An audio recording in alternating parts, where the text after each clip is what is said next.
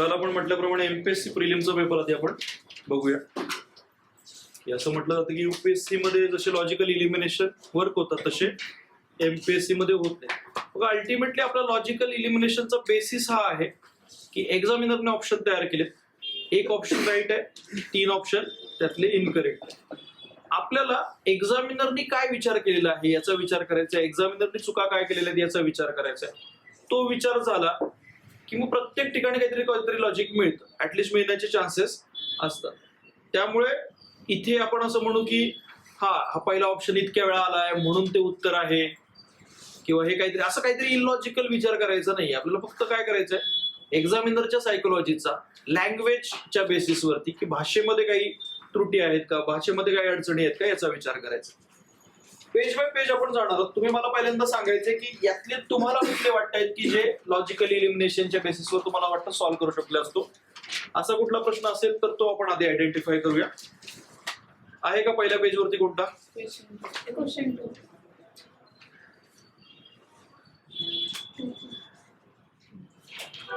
पहिला प्रश्न सॉल्व्ह करता येईल का लॉजिकल इलिमिनेशनच्या बेसिसवरती? जातीभेद विवेकसार हे पुस्तक डॅश डॅश यांनी लिहिले. हा पकडलाय का कोणी लॉजिकल इलिमिनेशन मध्ये? नाही. जातीभेद विवेकसार हे माहित असलेलं पुस्तक आहे का, किंवा असं वेल नोन पुस्तक आहे का? नाहीये. बरोबर. आपण म्हणू एक असा लेसर नोन टेरिटरी मध्ये केलेला प्रश्न आहे, लेसर नोन फॅक्ट आहे. ओके. तिला क्रिकेट आवडतं का बघायला? नाही. बरं, काही क्रिकेटरांची नावं सांग. विराट कोहली, रोहित शर्मा, धोनी. बरोबर. कोणाला फुटबॉल आवडत नाही असं कोणी आहे का? फुटबॉल बघत नाही फारसं? फुटबॉल नाही बघत. काही फुटबॉल प्लेअरची नावं सांगा. Messi, Ronaldo. बरोबर. म्हणजे अशा एरिया की जिथं आपल्याला फार काही माहित नाही तिथे पण आपण काय करतोय, काही लोकांची नावं घेतोय. का बरं ही नावं घेतली आपण? विराट कोहली, धोनी, मेसी, रोनाल्डो हीच का नावं घेतली? माझ्या सबकॉन्शियस माइंड मध्ये ती नावं इम्बाईब झालेली आहेत. ओके. आता ही लॉजिकल इलिमिनेशनचे टेक्निक आपण लिहून घेणार आहोत. कोणती टेक्निक? त्यातली एक टेक्निक आहे when the lesser known initiative is there, lesser known fact is there, आणि त्याला वेल नोन ऑप्शन असतील तर ते मोस्टली इनकरेक्ट असतं. जातीभेद विवेकसार हे पुस्तक माहिती आहे का आपल्याला? तसंच एक्झामिनर पण काय हुशार, फार हुशार असतो असं नाही. बरोबर.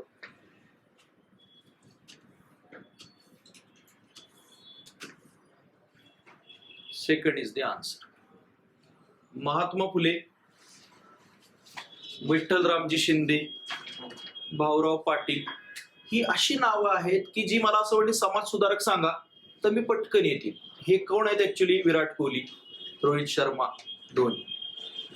सो ह्या ट्रिक मी म्हटल्याप्रमाणे आपण डिसेंबर एंडला काय करणार, ते 20 ट्रिक लिहून काढणार आहेत प्रॉपरली. त्यातली एक ट्रिक आहे, लेसर नोन असेल समजा आणि त्यातलं ऑप्शन वेल नोन असतील तर ते वेल नोन ऑप्शन मोस्टली एक्झामिनरनी फॉर्म केलेले आहेत. That's why they are wrong. Okay. तुम्हाला अजून एक एक्झाम्पल दाखवतो त्याचं. विधवा वपन अनाचार. सांगा आता उत्तर. आला? विधवा वपन अनाचार आहे का वेल नोन? तितकं माहित असणार नाही. आलं? 2 प्रश्न हिस्ट्रीचे. महाराष्ट्राचा इतिहास नाही, पण तेवढा अभ्यास झाल्यानंतर बाकीच्या गोष्टी माहित असतात ना. हे बाळशास्त्री जांभेकर. एमपीएससीचे ऑप्शन बघितले तर सतत ते पीवायक्यू मध्ये ही लोक दिसतात. आले 2 प्रश्न बरोबर. आणि मधला दुसरा तर तुम्हीच सांगितला होता. याच्यात ऑप्शन फ्रेम करतानाच प्रॉब्लेम केला होता एक्झामिनरनी. काय केलं होतं? 2 पंतप्रधान वेगवेगळे असू शकतात का? आले पहिले 3ही प्रश्न एका पेजवरचे हिस्ट्रीचे प्रश्न की जे सिच्युएशनल अवेअरनेस बेस्ड होते. ठीक आहे. आपण मोजायचे बरोबर की किती जमतायत ते. 3 प्रश्न झाले. ठीक आहे. आता इथं 4था आणि 5वा प्रश्न हे बेसिकचे प्रश्न होते, हे यायला पाहिजे होते बरोबर. 6वा प्रश्न पिक केलाय का कोणी? सिच्युएशनल अवेअरनेस साठी की नाही माहित असताना लॉजिकल इलिमिनेशन काही करता येते का, असं काही विचार केलाय? सर मी ते विदर्भ आणि मराठवाडा असे का बरं विदर्भ आणि मराठवाडा पिक केला? सेम रिजन हम्म? रिजन एक जसे बरं. नेम जे कोल्हटकर आहे हम्म. त्याचं थोडं मला आन्सर माहित नाही पण मराठवाड्यात असं वाटतंय आता ऐकण्यात आलेलं आहे असं. कोल्हटकर हॉस्पिटल असं मी विदर्भात बघितलं होतं, त्याच्यामुळे मला पहिल्यांदाच वाटलं होतं की विदर्भ उत्तर असेल.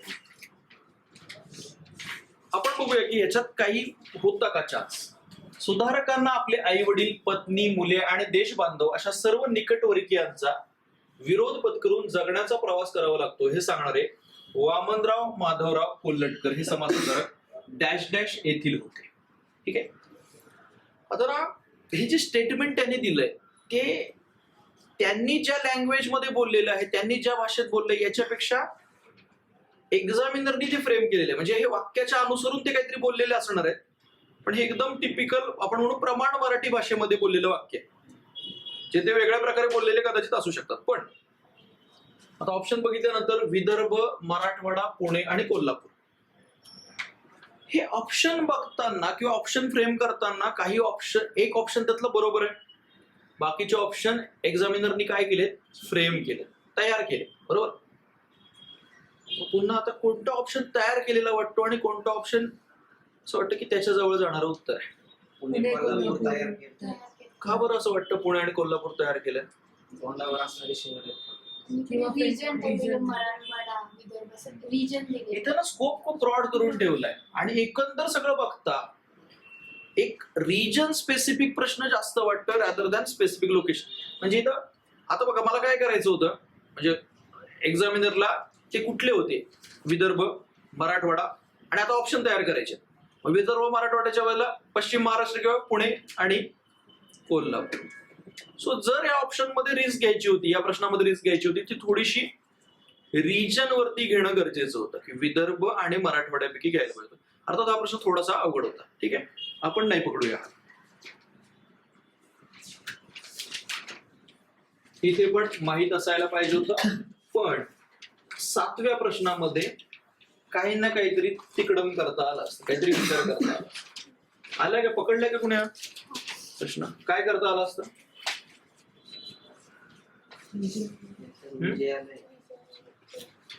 काय नाही मला नाही माहिती ना. तुम्ही परत एकदा काय करताय की माझ्यासारख्या सामान्य माणसाचा विचार करा. मॅथ्स पेअर्स मध्ये जो ऑप्शन बघितलं तर डी ला 4-4-3 हे असलं काही नाही. आधी सिंपल विचार करा. ओके. इथं म्हणताय चोळ राजघराण्याचा संस्थापक. ठीक आहे, इथे 1 नंबर दिलाय, इथे 1 नंबर दिलाय. हा जेवायला नंतरचा असतो. बरोबर. पहिलं नाव सिंगल असायला पाहिजे, त्यानंतर पहिला, त्यानंतर दुसरा असं असायला पाहिजे. याचा अर्थ तिसऱ्यामध्ये ब आणि तिसऱ्यामध्ये ड असा ऑप्शन नसायला पाहिजे. आहे का असं काही? हो. इथे आहे, त्यानंतर इथे आहे, अजून डला तिसरा पण आहे. आलं उत्तर? काही होतं का? मला नाही माहिती ना तो कोण आहे, विजयालय वगैरे. मी सामान्य माणूस आहे. पण प्रेझेन्स ऑफ माइंड, अवेअरनेस पाहिजे की जो पहिला असं नाव दिलेलं असतं इतिहास. आता याच्यात इतिहासाचा अभ्यासाचा संबंध आहे का? संबंध आहे. कशाचा? की अशी नावं इतिहासात दिली जातात, हे पहिला, हे दुसरा, ही नंतरच्या ह्याच्यात दिली जातात. त्याच्या आधी कोणतरी झालेला असणार आहे ना. आला? कितवा प्रश्न आहे आपला? 7व्यापैकी 4था आणि ते पण इतिहास विषय सुरू आहे.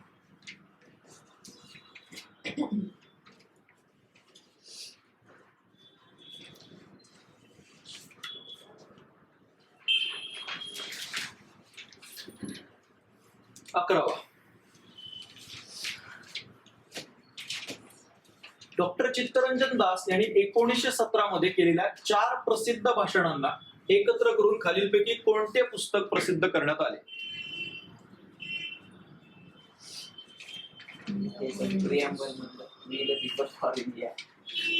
काय वाटतं मग उत्तर? India for Indian. India for Indian. कुठलं वालं? आता ना कसा विचार करायला पाहिजे हे आपण बघूया. काय काय गोष्टी दिल्या. चित्तरंजन दास 1970. 4 प्रसिद्ध भाषणं एकत्र केलीत आणि एक पुस्तक तयार केले.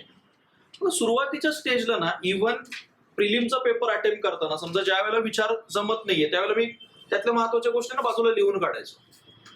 एखादं फॅक्ट जो आपल्याला काय करेल तो ब्रेनस्टॉर्म किंवा प्रोसेस करायला मदत करेल. मेहनत दिसली पाहिजे तुमच्या पेपरवरती की प्रश्न बरोबर आणण्यासाठी स्ट्रगल चालू. 1917ला पुस्तक आले. चित्तरंजन दास यांनी केले. चित्तरंजन दास हे बऱ्यापैकी आपण म्हणू जहाल ह्याच्याकडे जाणारे होते, आक्रमक ह्याचे होते. म्हणूनच त्यांनी ते स्वराज पक्षामध्ये वगैरे भूमिकाही केली होती गांधींच्या असहकार ह्याच्यातून. बरोबर.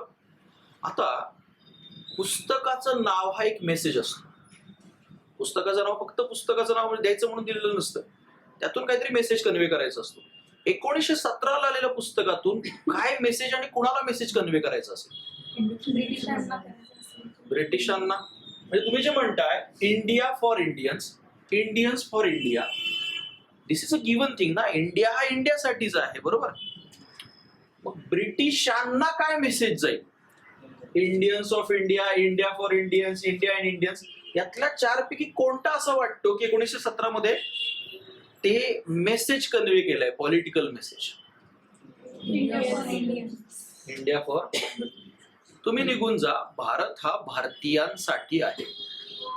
आता याच्यात बाकीच्यांमध्ये ना ग्रामरचा पण बराच हे होता, म्हणजे ते तितकं प्रॉपरली आर्टिक्युलेट पण नव्हतं केलं. इंडिया इंडियन्स हे तितकं वाटत नाहीये. Indians for India, Indians of India, त्यात थोडस हे लॉजिकली करेक्ट पण वाटतंय, फील पण येतोय त्याचा तसा. India, India for Indians. पण परत एकदा आणखी लॉजिकली स्ट्रॉंग कधी होईल तो गेस. 1917ला आलेल्या पुस्तकाचं काय नाव असलं पाहिजे, ठेवलं पाहिजे. ब्रिटिशांना सांगतायत इंडिया फॉर इंडियन्स. हे तो प्रश्न होता आपला.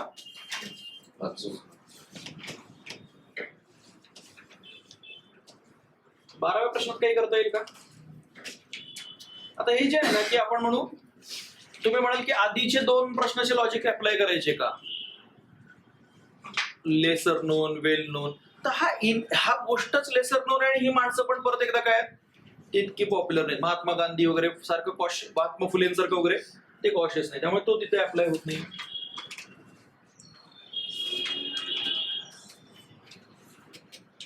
ते बेसिकचे प्रश्न होते. आपण सॉल्व करता कसा. तर जेव्हा म्हणजे जाणार तो कॅन्सर, टॉपिक ऑफ कॅन्सर तर स्ट्रेट लाईन मध्ये जाणार. मग महाराष्ट्र आणि बिहार थोडं अप्पर लेवलला वरती, तर मग कसं काय ते लॉजिक असणार. महाराष्ट्राला पण माझं म्हणणं अशा प्रश्नांना ना हे पाठच पाहिजे. बेसिकचा प्रश्न आहे आपल्या एनसीआरटीतला आहे. त्यामुळे बघा लॉजिकल इलिमिनेशन कुठे वर्क व्हायला पाहिजे. हिस्ट्रीचे जे एरिया जिथे आपण म्हणू आपण रीच करू शकत नाही. किती अभ्यास केला तरी तिथपर्यंतचा तो रीच काय असणार आहे, लिमिटेडच असणार आहे. सायन्सचा, इन्व्हायरमेंटचा, करंट अफेअर्सचा, पॉलिटी, इकॉनॉमीमध्ये जरी अप्लाय होत असेल तरी आपण ते इकडे पकडणार नाहीये. का बरं. कारण ते आपले बेसिकचे प्रश्न आपल्याला बरोबर आणायचे आहेतच. ठीक आहे. इथे काय करता आलं असतं. एकदम बेसिकली आपण म्हणू की फॅक्च्युअल प्रश्न आहे. इथे काय करता आलं असतं की नाही. नाही करता आलं तर नाही करता आलं असं काही आपल्याला हे नाही की ओढून ताडून आपल्याला ते अप्लाय करायचं. एक गोष्ट लक्षात घ्या, प्रत्येक प्रश्न लॉजिकल इलिमिनेशन वर्क होणार नाही. दुसरं, लॉजिकल इलिमिनेशन प्रत्येक प्रश्नच बरोबर येणार नाही. There will be a margin of error. आपल्याला 10 पैकी 8 करायचं, 80%, 70% अशा पद्धतीने जायचं. इथं काय करता येईल का. सर ते 15 लेटेस्ट ऍड झालं होतं तो त्यानुसार मला नाही माहिती असं समज की आता लेटेस्ट कोण ऍड झालेलं आहे. सर निलगिरी आणि सुंदरबन वेल नोन म्हणजे की जास्ती हे असते, पण ते जुने असू शकतात. बरोबर. निलगिरी आणि मी गेस करतोय की निलगिरी आणि काय असायला पाहिजे, सुंदरबन थोडेसे म्हणजे या 2 पैकी अ आणि ब असायला पाहिजे शेवटी. ओके. म्हणजेच काय आपण म्हणू की कुठला ऑप्शन त्याच्या बेसिसवरती इलिमिनेट होतोय. पहिला आणि दुसरा. पहिला आणि दुसरा कसा होईल. पहिला आणि तिसरा. एकच हे नसेल आणि तिसरा. बरोबर, 2 ऑप्शन इलिमिनेट झाले. आता थोडं ते 50-50 कडे जात. थोडी आयडिया असायला पाहिजे होती की सुंदरबन कधीचा होता. तर हे दिलेले असतं एनसीईआरटी मध्ये किंवा याच्यामध्ये की सुंदरबन 1989 चा आहे आणि निलगिरी 86 आहे. पण ऍटलीस्ट 50% पर्यंत तुम्ही जाऊ शकले असते की हा असा विचार करून ठीक आहे, काही हरकत नाही, पण तो ह्याच्यात नाही करू.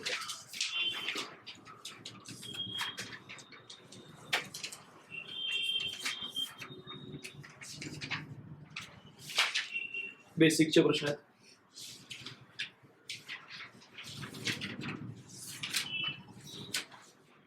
पण जॉग्राफीचे पूर्ण अप्रोचेबल क्वेश्चन्स आहेत.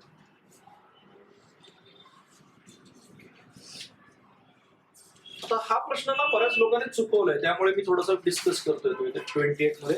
अदरवाईज हा सुद्धा बेसिकचा प्रश्न. भारतीय द्वीपकल्पाच्या सीमेवरील बंगालचा उपसागर आणि अरबी समुद्रात खालीलपैकी कोणत्या कारणाने वादळाची निर्मिती होते? Which of the following is the reason of the storms in the Arabian Sea and Bay of Bengal on the border of Indian Peninsula? Simple काय, प्रेशर आणि टेम्परेचर या दोन्ही मधलं रिलेशन माहित पाहिजे. काय आहे ते रिलेशनशिप? इनवर्स रिलेशनशिप आहे त्याच्यातली. बरोबर, प्रेशर आणि टेम्परेचर मध्ये काय इनवर्स रिलेशनशिप आहे. बरोबर, मग हा प्रश्न बरोबर यायला पाहिजे होता. पण मेजॉरिटी ऑफ द लोकांनी एक्झाम हॉलमध्ये काय करायला तरी तो चुकवलाय. बघा, आता अशा वेळेला पण काय लागतं, थोडा नीट विचार केला तर अशा ज्या सिंपल मिस्टेक आहेत, सिली मिस्टेक, त्या अवॉइड होतात. आता which of the following is reason for storms in the Arabian Sea and Bay of Bengal म्हणतात. मला सांगा, रिसेंट पास्ट मध्ये आपल्या सी मध्ये स्टॉर्म्स वाढलेत की कमी झालेत? वादळांची संख्या वाढली. आणि रिसेंटली तापमान वाढते की कमी होते? काय असायला पाहिजे? आले लक्षात? म्हणजे ज्या वेळेला थॉट प्रोसेस दाखवायचे इव्हन बेसिकच्या प्रश्नांमध्ये, त्यावेळेला पण सिंपल विचार करायला. आता काय होतंय, वादळ वाढलीत का? वादळ वाढल्यामुळे कशामुळे वाढले? तापमान वाढले.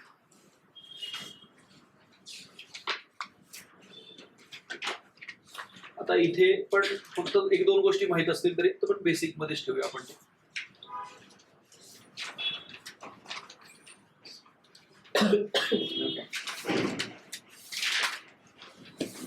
पाण्यातील फॉस्फेट खते, हवेतील मिथेन. आता बघा, हवेतील मिथेन आहे आणि इथं म्हणतात पाण्याची पातळी वाढते, आम्ल पर्जन्य, जागतिक तापमान, सुपोषण. सो हवेतील मिथेन काय व्हायला पाहिजे?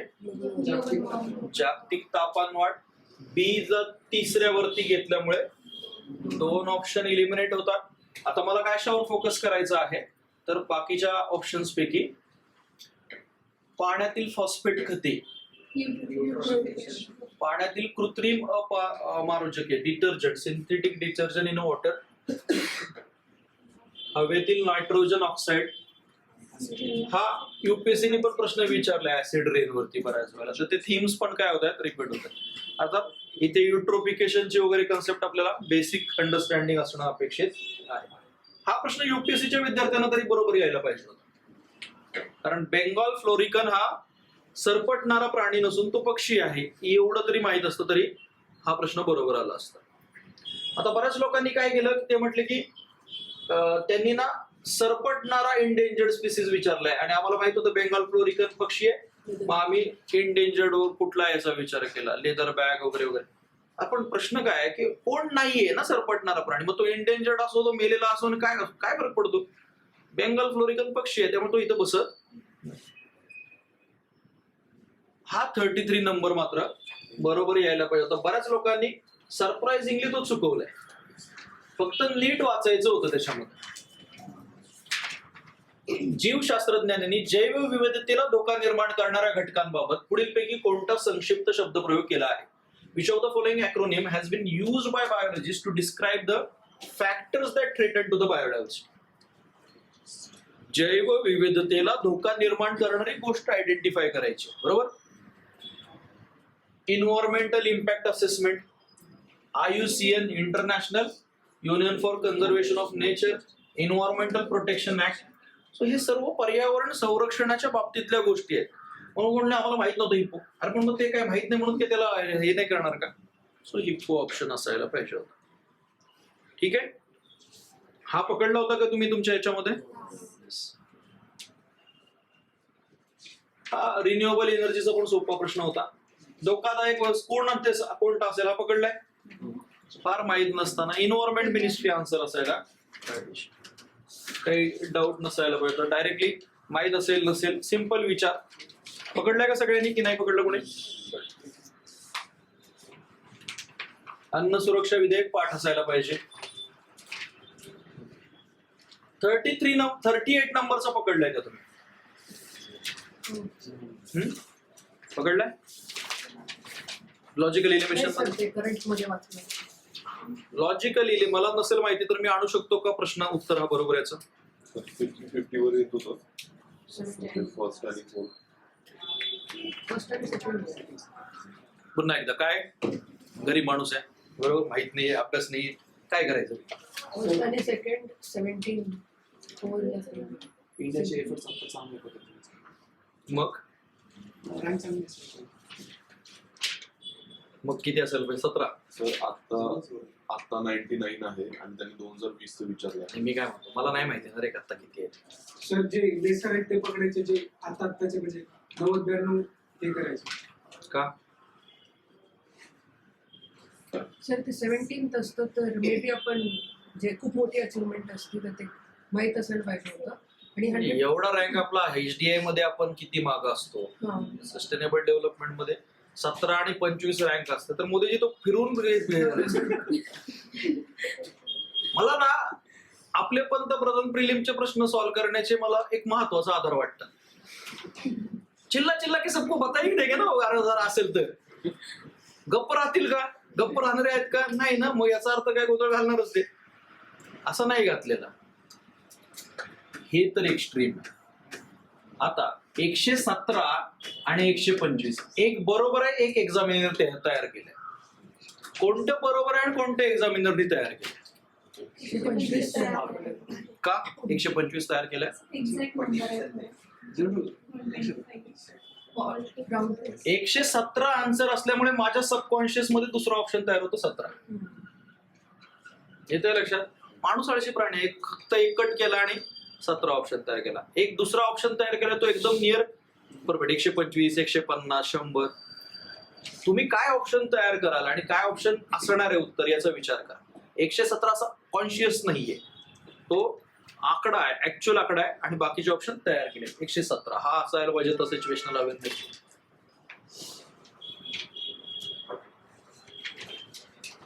हा 39 असायला पाहिजे होता का? 39 पकडलाय तुम्ही? सर तो आणि तो एक पुढचा प्रश्न आहे त्याला असं कंबाईन रिपीट आता ही एक ट्रिक आपली आहे की आजूबाजू देखो. एक उत्तर असतं ते माझ्या कॉन्शियस मध्ये बसलेलं आहे, फिट आहे बरोबर. एक्झामिनर दुसरा ऑप्शन तयार करताना कुठं ना कुठं तरी डोक्यात असलेलं ते आन्सर पण येणार आहे परत. 39चा आन्सर आहे किंडल व्हर्जन. ओके, ते आन्सर घेऊन एक्झामिनर गेला. कुठे आला किंडल व्हर्जन? मला काही माहित नसेल तर मी एक गोष्ट करेन, दोन्हीला किंडल व्हर्जन मारून. युपीएससीने एकदा प्रश्न विचारला होता, 7वा आणि 8वा नंबरचा प्रश्न होता. अशोकन साईट कोणती आहे, हडप्पन साईट कोणती नाहीये. सोहगोरा ऑप्शन होता, दोन्ही मध्ये सोहगोरा. आता हिस्ट्रीचं आपलं आधीच आघात ज्ञान बरोबर. तर मी दोन्हीला सोहगोरा मारून 1.34 मार्क घेईन रॅदर दॅन दोन्हीकडे काहीतरी प्रयोग करणं. मला काय म्हणतात 1.34 मिळतात ना, ज्या गोष्टीला मला माहित नाही आय विल टेक दॅट. दोन्हीपैकी एक काय उत्तर आहे सोहगोरा. ते ट्रिकच्या याला पण बघू द्यायला बोलू. हा मला हे एक्झाम मध्ये दिसलेलं पण म्हणजे मला हे पण वाटलं होतं की दोन्हींचं पण ते किंडल वर्ग करायला पाहिजे, पण ते आदल्या वर्षी ते शुम्पिटर आलेलं एक ऑप्शन मध्ये, म्हणून मी पहिल्याचं शुम्पिटर केलं आणि दुसऱ्याचं ते किंडल. ते दोन्ही नाही, त्यामुळे आपण ना त्या ट्रिक काय करणार, प्रॉपर लिहून काढणार. ते मार्क करताना अशी भीती वाटते की नाही, तीच दूर करायची. बघा मी पण ना काय म्हटलं, सिच्युएशनल अवेअरनेस ते 100% प्रश्न बरोबर येणार आहेत का? नाही. सो जर 100% येणार नाहीयेत, काही प्रश्न त्यातले पण चुकणार आहेत तर चुकू द्या ना, चुकण्याला स्कोप आहे. सेम मिस्टेक माझी पण झाली. हा, मग ते आपल्या ह्याच्यावरती काय असायला पाहिजे, विश्वास असायला पाहिजे. त्यामुळे आपण ज्या गोष्टी लिहिणार आहोत, मी काय म्हटलं की कशासाठी आपण विचार करतोय की एक्झामिनरच्या सबकॉन्शियस माइंड मध्ये तो ऑप्शन आहे. ठीक आहे. सो एकदम फॅक्च्युअल गोष्ट ही काय करता आली पाहिजे. आता हा प्रश्न आहे ना ट्रिकल डाऊन वाला, ही क्लासिकल बेसिकचा प्रश्न आहे, पण तो बऱ्याच लोकांनी चुकवला. ठीक आहे. पण जर समजा मला माहित नाहीये, एक्झाम हॉलमध्ये कन्फ्युजन झालं, तर ट्रिकल डाऊन वरचा हा प्रश्न माझा बरोबर येऊ शकलो असता का? काही चान्स होता का विचार करण्याचा? तर आपण वाचूया की कसं हे करता येईल. जागतिकीकरणानंतर भारतीय अर्थव्यवस्थेतील बदल लक्षात घेता ट्रिकल डाऊन थिअरी. बघा आता समजा असं झालं एक्झाम हॉलमध्ये की तुम्हाला ट्रिकल डाऊन थिअरी बद्दल काही ऐकलेलंच नाही, लगेच जजमेंटल नाही व्हायचं. अरे ट्रिकल डाऊन थिअरी माहित नाही, आधी वाचा काय दिलेलं आहे. ट्रिकल डाऊन थिअरी अर्थव्यवस्थेला तंतोतंत लागू होते. मला माझा टोन सेटिंग वर्ड मिळाला, जो ज्याच्यावरती भर द्यायला पाहिजे असा वर्ड मिळाला. जागतिकीकरणानंतर विशेषतः 2005 पासून भारताने गाठलेला उच्च विकास दर ट्रिकल डाऊन थिअरीवर प्रश्नचिन्ह उपस्थित करतो. जर प्रश्नचिन्ह उपस्थित होते तर तंतोतंत लागू कसं होतं? याचा अर्थ दोन्ही बरोबर आहेत नाही पाहिजे आणि दोन्ही चुकीचे आहेत पण नाही पाहिजे. त्यातलं एक विधान बरोबर आहे आणि एक विधान चुकीचं आहे. आले लक्षात? प्रॉपर थॉट प्रोसेस पाहिजे प्रश्नांकडे बघण्याची. आपल्या नॉलेजच्या पलीकडे जाऊन प्रश्न शांतपणे वाचण्याची सवय पाहिजे. आता काय वाटतं यातलं उत्तर? तंतोतंत हे वाक्य काय करतंय? वाक्याला थोडस टोन हे करतोय. एक्झामिनरनी ते गार्ड पण घेतलाय. विधान ब बरोबर आहे. ठीक आहे.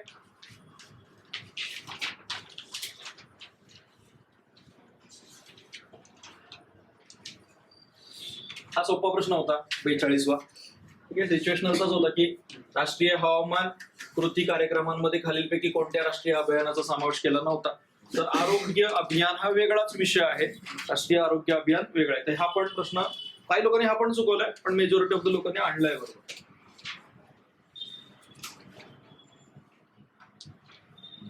आता हा 44वा प्रश्न चुकवण्याची काही हे नव्हती. बऱ्याच लोकांनी कामगार प्रशिक्षण पण त्यात ऍड केलं. टिपिकल त्या ह्याचा एकात्मिक बाल विकासाच्या संदर्भात काय कार्यक्रम आहेत महत्वाचे याच्यावरती फोकस करायला पाहिजे होता. पूरक पोषण आहार, आरोग्य तपासणी हे डायरेक्टली त्याच्या रिलेटेड असलेल्या गोष्टी आहेत. स्त्री पुरुष असमानता हा वेग ऑप्शन आहे, हा पहिल्यांदा एलिमिनेट व्हायला पाहिजे होता. ठीक आहे.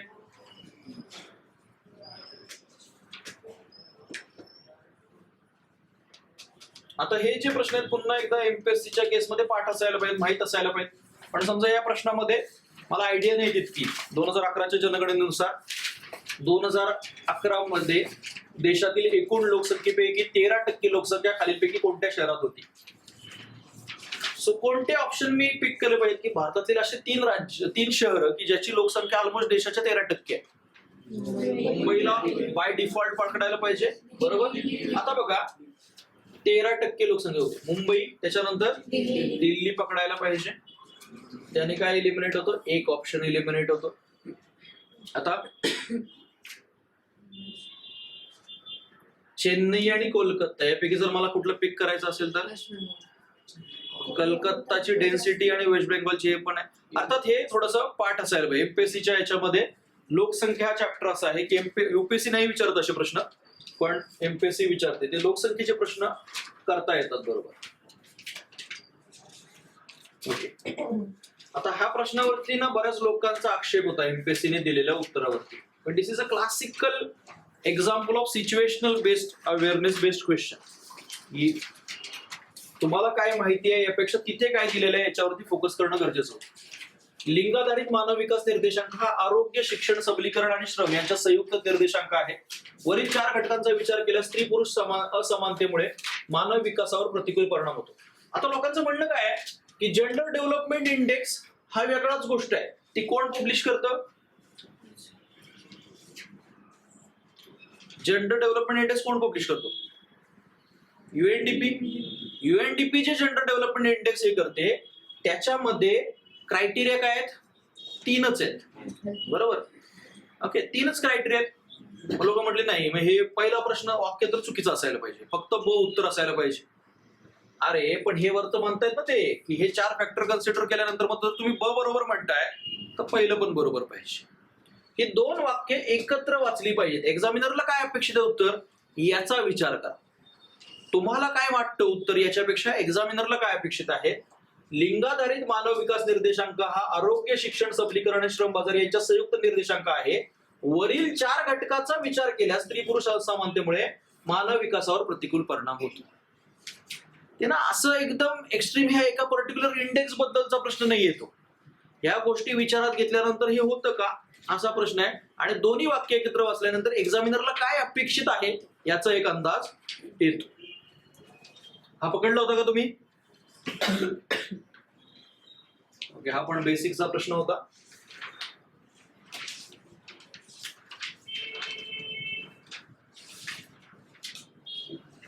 Question number 54.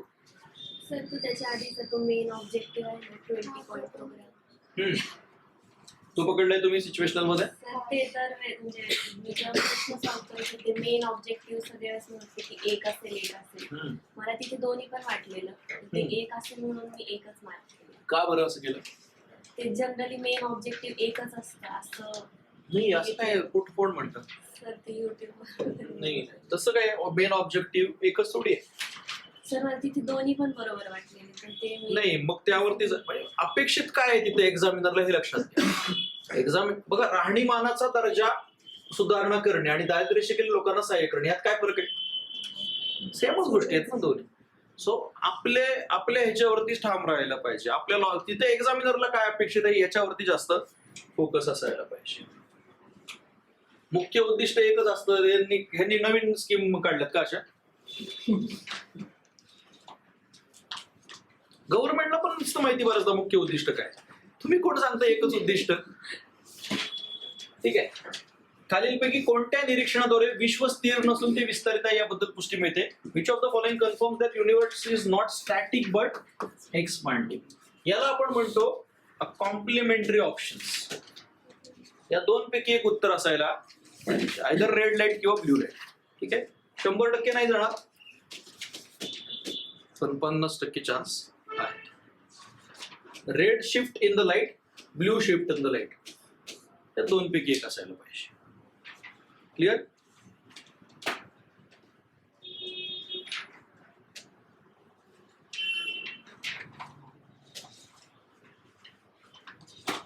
ओके, 59 हा पकडलाय का तुम्ही तुमच्या लॉजिकल याच्यात? अचूक विधानं विचारलेत, करेक्ट विचारले. पहिल्या म्हणतात स्पायरोगायरा, बरोबर. आता नाव परत स्पायरोगायरा काय वगैरे याचा विचार नाही करायचा. आधी काय दिलंय ते शांतपणे वाचा. Commonly called as pond scum, तलावातील घाण म्हणतात. एमपीएससी मध्ये एक लक्षात घ्यायचं, प्रश्न वाचताना पटकन शिफ्ट करता आलं पाहिजे. मराठीतून काही हिंट मिळते का, इंग्लिश मधून काही हिंट मिळते का? त्याला तलावातील घाण म्हणतात. पॉन्ड स्कम ते सागरी पाण्यात वाढतो. 2 पैकी एकच असायला पाहिजे. एक तर तलावातील घाण असेल किंवा सागरी याच्यात असेल. ठीक आहे, आता काय क्लिअर झालं? क आणि ड बरोबर आहे. मला काय विचार करायचा आहे, अ बरोबर आहे की ब बरोबर आहे? स्पायरोगायरा या नावावरून ते तलावातील घाण जास्त वाटतं की सागरी पाण्यात वाढतं जास्त वाटतं?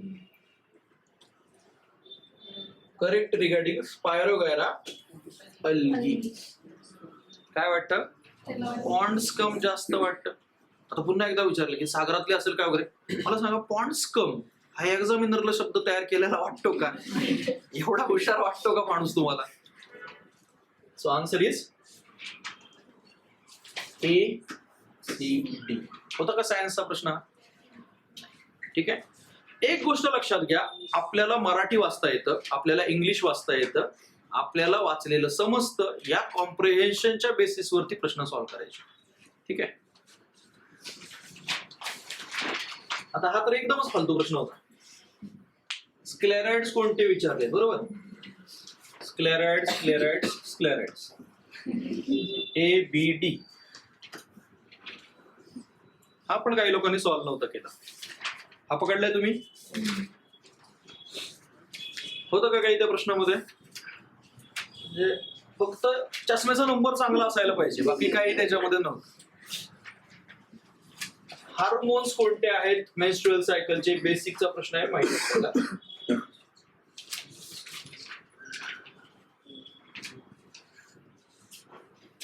ह्युमन जिनोम प्रकल्प 1990. मुख्य उद्दिष्टे कोणती होती? मानवातील 20,000 ते 25,000 जनुके ओळखणं. ठीक आहे. तर बघा, ज्या वेळेला ना एक्झाम हॉलमध्ये मला 100% खात्री आहे की this is a correct statement, त्यावेळेला मी ती साईन मोठी करायचो. There is no doubt. पण तितकी गॅरंटी नाहीये की मला छोटा आहे करायचा की दिस माइट बी ट्रू. आपल्या सायन्स क्लिअर असायला पाहिजेत बघा की ह्या सायन्सचा अर्थ काय. काही लोक येतात पेपर घेऊन, हा काय कळत नाही, काय केलं होतं, कसं केलं होतं, काय केलं.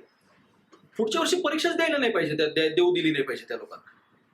जर एवढं नॉन सिरियस असं आपण पेपरमध्ये काय केलं ह्याच्या बाबतीमध्ये, मी तर म्हणतो फॉर्मच भरू दिला नाही पाहिजे तुम्हाला. ओके. डीएनए मध्ये 5 बिलियन बेस पेअर्सचा क्रम निश्चित करणे, नव्यानं प्राप्त जिनोमिक ज्ञानाचं संशोधन व अवशेषशास्त्रात समावेश करणे, प्राण्यांचे क्लोनिंग विकसित करणे, to identify 20,000 to 25,000 genes in human, to determine the sequence of 5 billion base pairs in DNA, to incorporate the new genomic knowledge into research and medicine, to develop cloning of animal. आता याच्यात मला ना सांगा, which seems most accurate or which seems most inaccurate? C वाला accurate. C एकदम general आहे. कशासाठी करायचं ना, जर त्याचा वापर होणार नसेल तर. सो एकच option. मॅथमॅटिक्स टप्प्याटप्प्याने जाणं. 4 ऑप्शन विचार करत नाही बसायचा. यातलं सगळ्यात जास्त अप्रोप्रिएट कोणतं वाटतंय, गो फॉर दॅट. क्लिअर? आता सायन्सचा प्रश्न.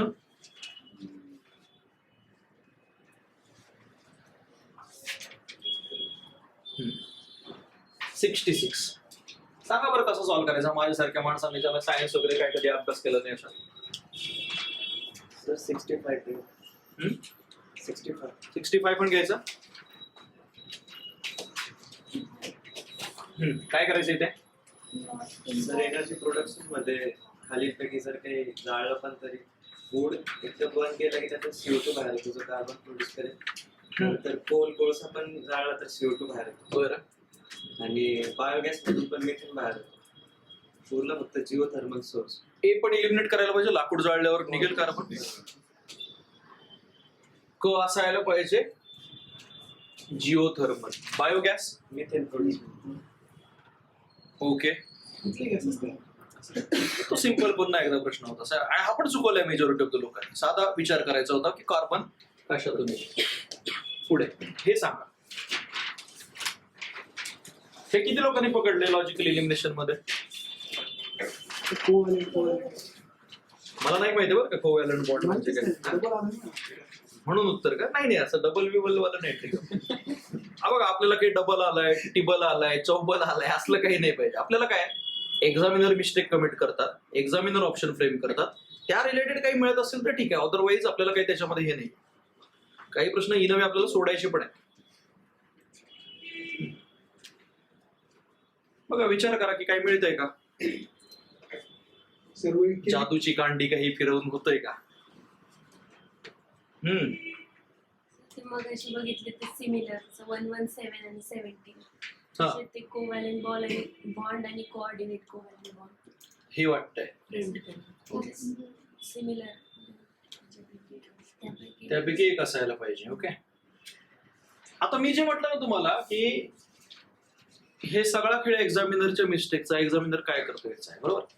आणि मी काय म्हटलं, आपलं आय स्पॅन असा डेव्हलप व्हायला पाहिजे, कुठं काय मिळतंय.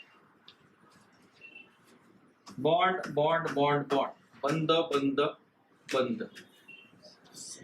हे तर विसरला टाकायचं. हे तर डेफिनेटली नाही. मिळालं 2 पैकी एक उत्तर आहे. आता सांगा उत्तर कोणतं आहे? मी मेटॅलिक बॉन्ड कडे जायला पाहिजे की आयोनिक बॉन्ड कडे जायला पाहिजे? Ionic bond. मिळालं. जादूगार आशिष. सर पण ते नेहमी वर्क करू शकतं का? दिस इज अ क्लासिकल मिस्टेक. जर समजा ते उत्तर आहे तर एक्झामिनर त्या बाबतीत क्लिअर राहायला पाहिजे. हा एमपीएससी मध्ये टिपिकल दिसणारा प्रॉब्लेम आहे. एमपीएससी काय करते, ट्रान्सलेशन. बघा एमपीएससीच्या बाबतीत काय आहे, ते प्रश्न एका लँग्वेज मधून पिक करतात आणि दुसऱ्या लँग्वेज मध्ये हे ट्रान्सलेट करतात. ट्रान्सलेट करताना इश्यू होतो आणि त्यामुळे ते वर्क होतं. सो ही ट्रिक आपण युपीएससीत नाही घेत, कारण तिथे ते आपल्याला फक्त इंग्लिश लँग्वेजवरचे बघायचे. ओके, आले बरोबर. सो बऱ्याच लोकांनी ना ते ए ला पकडलं आन्सर मध्ये, पटकन बघायला पाहिजे, बंद दिलेलं नाही. याचा अर्थ काय की एक्झामिनरला ते काय बंद, तो हाय बंद ह्याच्यामध्ये उत्तर, याचं पण तितकं सिरियसनेस अवेअरनेस नाहीये तिथे.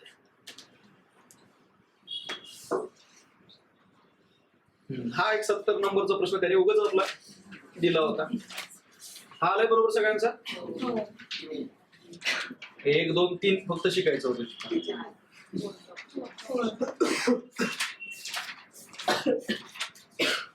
आता इथं म्हणा तुम्ही काहीतरी लॉजिकचं.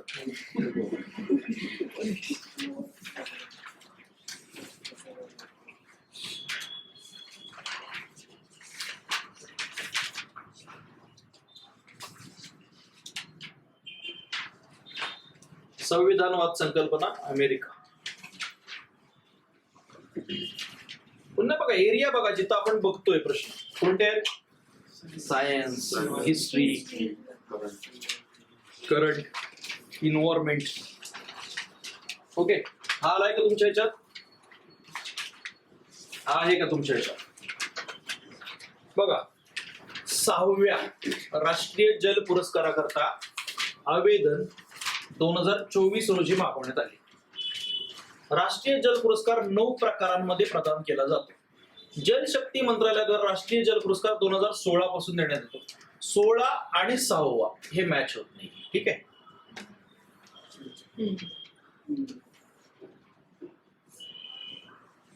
अ आणि ब बरोबर आहे किंवा ब आणि क बरोबर आहे. सांगा कशाकडे जायचं.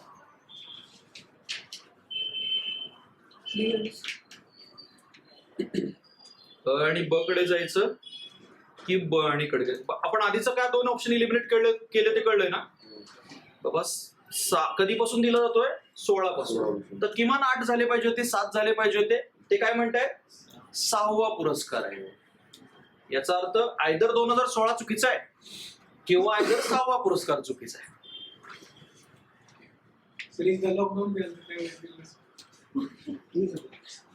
ठीक असू शकतं. विचार करा तुम्ही काय करायचं ते.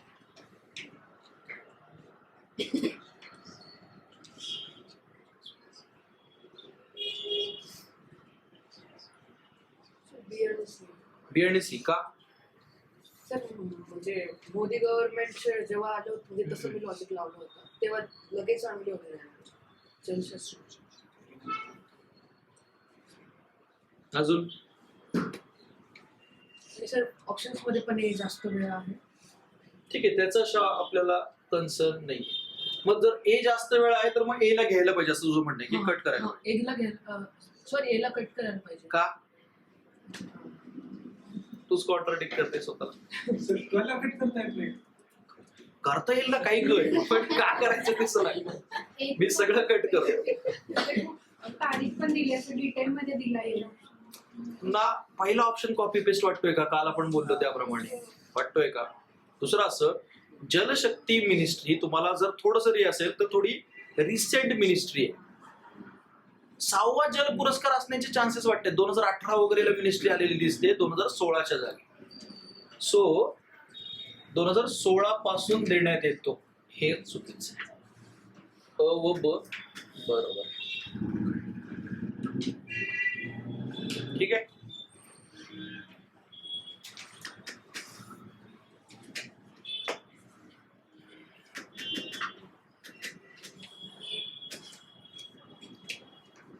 डी गुकेश 2024 मध्ये सिंगापूर येथे झालेल्या फिडे जागतिक बुद्धिबळ स्पर्धेत सुवर्ण पदक मिळाले.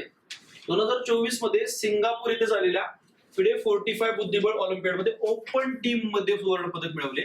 2024 मध्ये बुडापेस्ट झालेल्या फिडे 45 बुद्धिबळ स्पर्धेत ऑलिम्पियाड मध्ये. आता मला सांगा, एक स्पर्धा एका ठिकाणीच होईल ना.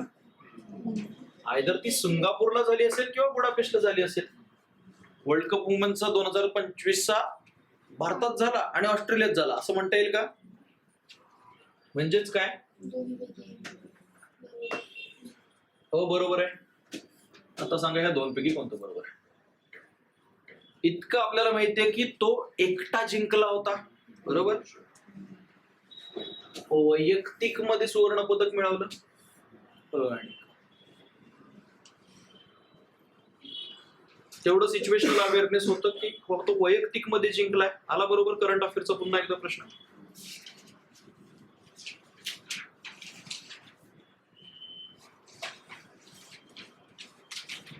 इथे आपण थोडासा विचार केला लॉजिकल इलिमिनेशनचा, तर हा प्रश्न चुकतोय. कारण पुन्हा तिन्ही ह्याच्यामध्ये काय फॅक्ट आहेत. 22 जानेवारी 2008 पासून 15 आपण टिपिकल फॅक्च्युअल यातला पकडलाय का कोणता? 91 कसा? तर मला माहिती होतं ते अक्षय योजना काय, मग काय केलं? त्यामुळे काय काढायचं म्हणून सगळं घेतलं. काय करतो. असं नाही वाटलं का की त्यातलं मिरची पावडर आणि हळद काढता येऊ शकतं? बरोबर. इथे थोडं आपण थॉट प्रोसेस देऊन कदाचित प्रश्न चुकू शकतो. ऑल ऑफ द अबोकडे ओढून तोडून तुम्ही असा विचार करायला पाहिजे आणि ऑल ऑफ द अबोकडे गेला तर ते काही शक्य नाही. म्हणजे लाल मिरची पावडर का देत असतील असा मला प्रश्न पडू शकतो एक्झाम्पल मध्ये, आणि ते चुकू शकतं. चुकायला काही प्रॉब्लेम ऑप्शन पण तयार करण्यासाठी काय नाही, करण्यासारखे नाही आहेत. पण मग पुन्हा एकदा ते एखाद्या योजनेमधून देता येत हे जर माहित नसेल तर मग ते प्रॉब्लेम आहे थोडासा. आपण म्हणून नाही जाणार आहोत त्याच्याकडे. थोडं असं विचार केला तर ज्वारी जी आहे ती महाग आहे, तर सर्वांना थोडी फुकट वाटणार आहे, म्हणून डी ऑप्शन करतो. नाही तेच ना, मग बरेच विचार करण्याचे वेज आहेत की हे असेल हे नसेल. मग मी म्हटलं की तुम्हाला तांदूळ तर राष्ट्रीय अन्न सुरक्षा योजनेतून मिळतोय, मग इकडे कशाला, असे बरेच विचार होऊ शकतात. त्यामुळे या प्रश्नात ते थोडं डायसिस होतं. म्हणजे प्रश्न अटेम्प्ट नाही करायचं असं नाही, पण चुकण्याची शक्यता होती. भगवान बिरसा मुंडा जोड रस्ते योजनेविषयी पुढील विधाने ओळखा. महाराष्ट्र सरकारने सुरू केली, फक्त आदिवासी गावांना जोडण्यासाठी केली आहे. या योजनेद्वारे आदिवासी भागांना प्राथमिक आरोग्य केंद्र आणि आश्रम शाळांशी मुख्य रस्त्याने जोडण्यासाठी बनवलंय.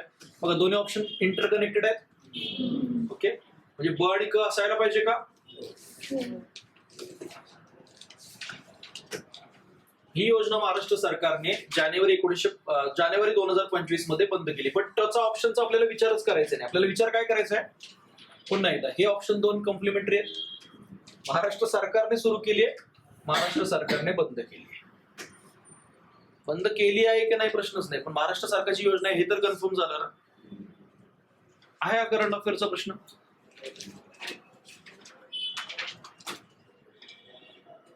कोण ते मग परत एकदा कोण किती वाजता जन्माला आलं काय आलं असं ते वाचत बसतात, काही गरज नाही त्याची. 70% करंट अफेअरचे प्रश्न सिच्युएशनल अवेअरनेसचे असतात. जसं तुम्हाला ते लक्षात राहणार नाही, एक्झाम धरलं तरी कसं लक्षात राहणार आहे? हाय आला पाहिजे होतं. पकडलं तुम्ही तुमच्या याच्यात प्रश्न. सर पण असं ब क वरती पण थांबू शकतो ना आपण का? कारण ब आणि क नाही, ही योजना महाराष्ट्र सरकारने सुरू केली आहे. ही योजना महाराष्ट्र सरकारने जानेवारी 2025 मध्ये बंद केली आहे. 2 ऑप्शन दाखवतात की महाराष्ट्र सरकारचीच योजना आहे. आले, आपण असंच नाही गेलो त्या महाराष्ट्र सरकारवर. बघ हे 2 ऑप्शन जसे कॉम्प्लिमेंटरी आहेत ते 2 ऑप्शन काय आहेत? कॉम्प्लिमेंटरी.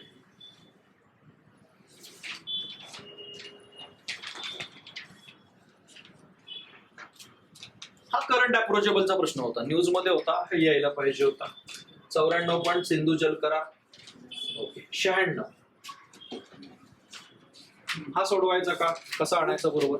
कारण त्यांनी सारे निसर्गाचं सांगितलंय आणि त्याच्यामध्येच फुलवंती आली आणि फुलवंती ऑप्शन कट करायचं. का मग फुलवंती निसर्गाचा नाही का? नाही, आधीच्या 3 वाटत्या पुस्तकात आणि आणि थोडंसं वेगळं वाटतं बुक्स. नेचरकडे लिहिणारा माणूस डायरेक्ट फुलवंतीकडे वळतो असं. का नाही वळणार फुलवंतीकडे? नेचर म्हणजे फुलांचा काय प्रॉब्लेम आहे तुला नेचरची? बाकीच्यांना काय वाटतं? सगळे त्या बरोबर नसतील मग चौथा ऑप्शन नाही असं कसं नाही, सर्व ऑप्शन आहे ना. बरोबर नसतील कसं? सगळे बरोबर असण्याचा चान्स आहेच की.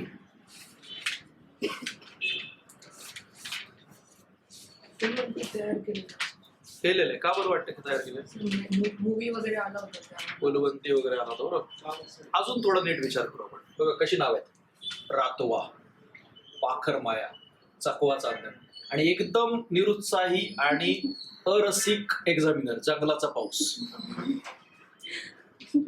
क्लासिकल नाव आहेत: रातवा, पाखरमाया, चकवा चांदण आणि एक्झामिनर काय करतोय? जंगलाचा पाऊस. इलिमिनेट करा. याचा अर्थ या दोन पैकी एक आहे. तुम्ही म्हटल्याप्रमाणे फुलवंती हे पॉप्युलर नाव आहे. अ ब क. पण तुम्ही बुकचं जे नाव असतं ते मेसेज असतो त्याप्रमाणे पण लावू शकतो ना अरे मग जंगलाचा पाऊस म्हणजे हे काय काय नाव ठेवले? एवढी चांगली नावं ठेवले ना. जंगलाचा पाऊस एक्झामिनरने तयार केलेलं ऑप्शन. आणि तुम्ही आतापर्यंत बघा एक्झामिनर ऑप्शन तयार कुठे करतो?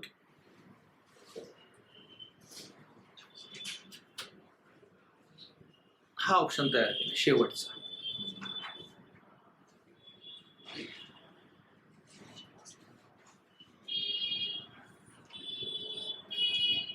इथे शेवटचा. बाकी सगळे घेतलं म्हणजे ते पण लक्षात आलं पाहिजे की ऑर्गनाइज कसं केलं जातंय, काय पद्धतीने केलं जातं. ठीक आहे. ओके. हा ठीक आहे. टिपिकल चुकवण्यासारखा होता. 99. ऑगस्ट 2024 मध्ये INS विक्रांत अधिकृतपणे भारतीय नौदलाच्या पश्चिम नौदल कमांड मध्ये सामील झाले. ठीक आहे. माहिती मला एवढं कळतंय की 2024 मध्ये काहीतरी झालंय. INS विक्रांत कुठे झालीये? नौदल कमांड मध्ये पश्चिम. INS विक्रांत ही भारतीय नौदल सेवेत असलेली एक विमानवाहू नौका आहे. तमिळनाडू मध्ये बांधलेले हे अशा प्रकारचे बघा. इथं वाक्य संपतंय आणि इथं वाक्य नवीन ऍड केलंय. There is something fishy here. पश्चिम नौदल कमांड मध्ये म्हणतायत आणि तमिळनाडू मध्ये म्हणतायत. सो दुसरं वाक्य काय चुकीचं आहे.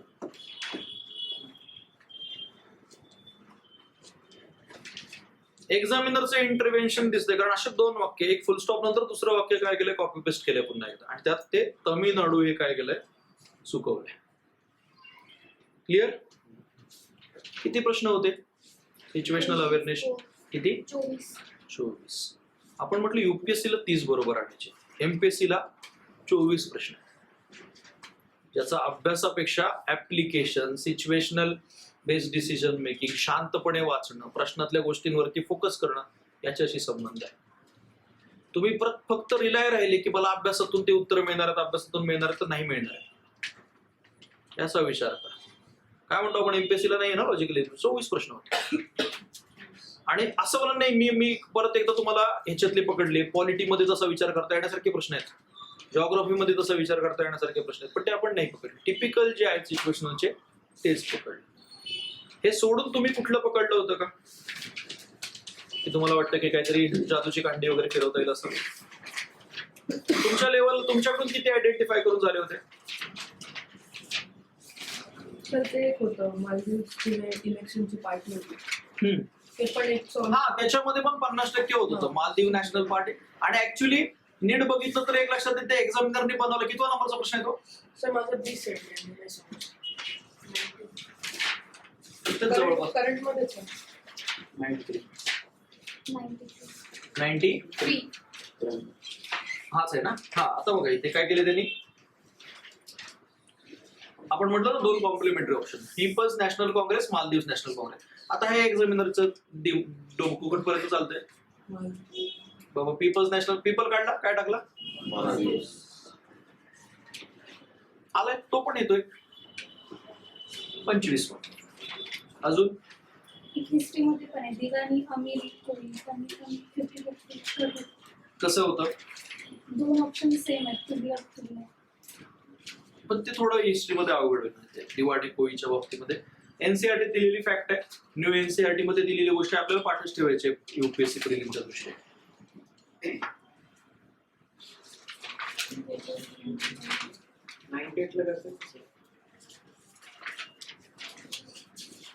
90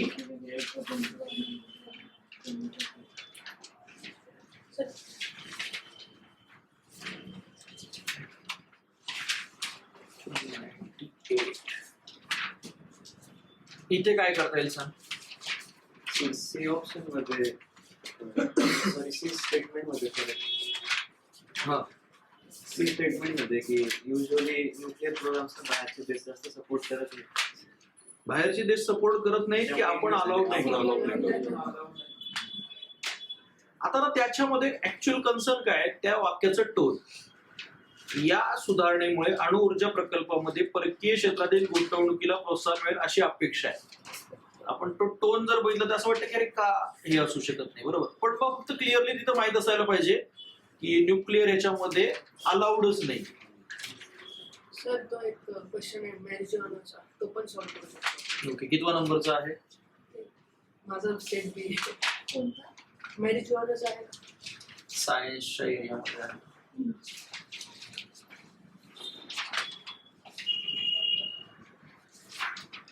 हा एक लॉजिकल किंवा आपण म्हणू सिच्युएशनल होता बरं का. अॅनाल्जेसिक अँटीबायोटिक्स. म्हणजे हा प्रश्न येत नसेल तर पॅरासिटामॉल एवढे वर्ष आपण खाऊन काय केलं ना.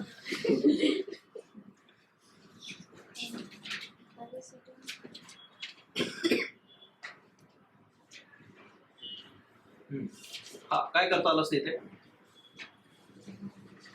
सर ते opium Poppy sorry cannabis sativa म्हणजे ते माहित आहे ना सर, मॅरिज्युआनाचा म्हणजे ते एक अप्रोचेबल आहे. नाही म्हणजे काय करता आलं असतं इथे? जसं मागच्या वेळेस तर मी ओपीएम कॉपीवर विचारला होता, तर आपण बघितलं होतं ना ते की जर रिपीट ऑप्शन होत असेल तर ते आन्सर नसणार आहे. किंवा नाही ठीक आहे ना, पण मग ह्याच्यामध्ये बऱ्याच गोष्टी माहीत असायला पाहिजे असं होतं ना. म्हणजे तो प्रश्नाचं उत्तर बरोबर आलं असतं, पण म्हणलं की तो सिच्युएशनल म्हणजे की माहीत नसताना बरोबर काढणं थोडंसं अवघड आहे. अजून सर इकॉनॉमीमध्ये पॉवर्टी वेन आफ्टर 7 decades. तो जनरल बेसिकचा प्रश्न आहे. तो गिलोटिन वाला. तो पण बेसिक गिलोटिन माहीतच असतं ना आपल्याला. तो बघूनच बरोबर आला पाहिजे. तसे त्यांच्या लँग्वेज वरचे वगैरे बघायला गेले ते जास्त होतील, पण आपल्याला ते बेसिक मध्ये आणायचेच आहेत बरोबर. 21. काय आहे प्रश्न?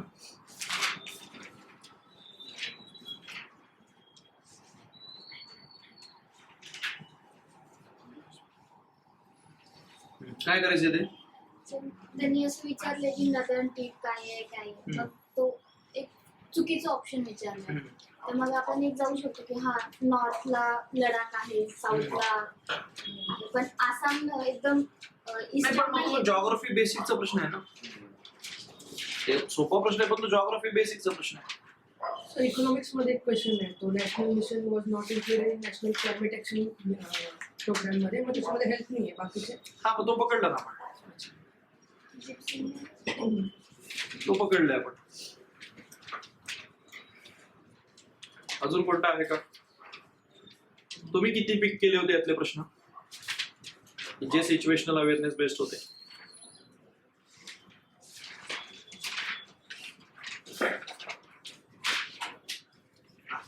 11 होते. मोर दॅन डबल झाले बरोबर.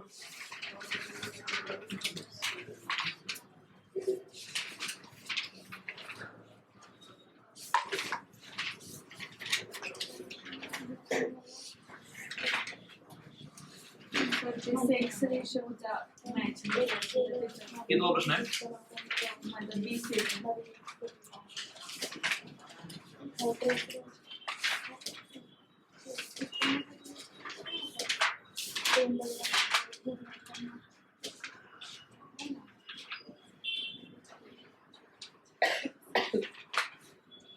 कोणाचा ए सेट असेल तर सांगा बरं तो प्रश्न विचारा.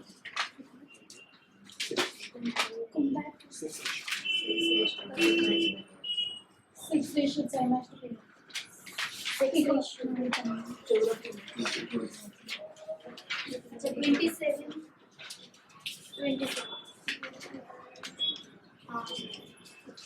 आता हा जो प्रश्न होता की कुठल्या ह्याच्यातलं फक्त इंडियन ओशन वर जरी फोकस केला असतं तरी आलं असतं, पण तुम्ही का पकडला नाही? कारण तो म्हणजे ह्याच्यातला आहे, म्हणजे तो जॉग्राफी बेसिक मध्ये टाकलाय. कुठला म्हणताय तुम्ही? 26. हा का? काय करायचं आता इथे? केरळाची लिटरसी रेट जास्त आहे, त्याच्यावरून एकावरूनच आपण ऑप्शन काढू शकतो. केरळ 2 Literacy rate जास्त आहे, so sex ratio 4 okay, 4 eliminate होतो इथे. A ला 3 4th ऑप्शन A ला डायरेक्ट आन्सर. नाही, पण ते कसं ऍझ्युम करताय तुम्ही की ते 1037 नसेल, 1084 असेल म्हणून? पण एखाद्या केंद्रशासित प्रदेशाचं जास्त असेल तर केरळपेक्षा? पुढचे असू शकतो. हे 2 इलिमिनेट डेफिनेटली करू शकता तुम्ही, हे 996 आणि 993 वाले. पण इथे विचार करायला लागेल ना, 1037 आहे की 1084. मग आता इथे पुढे काय करणार ते तुम्ही सांगा. मी अजून नाही करू शकत ना की केरळचा केंद्रशासित प्रदेशापेक्षा पण जास्त आहे. जास्त आहे, पण तो किती हे मला कुठे माहिती आहे एक्झॅक्टली. आता मला काय करायचंय की बाकीच्या ऑप्शन सोबत खेळून बघा थोडस. 2च ऑप्शन बघायचे ना तुम्हाला. केरळ बाजूला ठेवा आता. ब काय आहे? तामिळनाडू. तामिळनाडूचे 3रा आणि पहिला दिलाय. पुडुचेरीचा क चा पहिला आणि दुसरा दिलाय 1037 आणि आंध्र प्रदेशचा 4 दिलाय. म्हणजे याचा अर्थ एक गोष्ट क्लिअर झाली, आंध्र प्रदेश 993 आहे. ओके, आता म्हणजे मला काय विचार करायचा आहे, तामिळनाडू आणि पुडुचेरी पैकी कुणाचं जास्त असेल?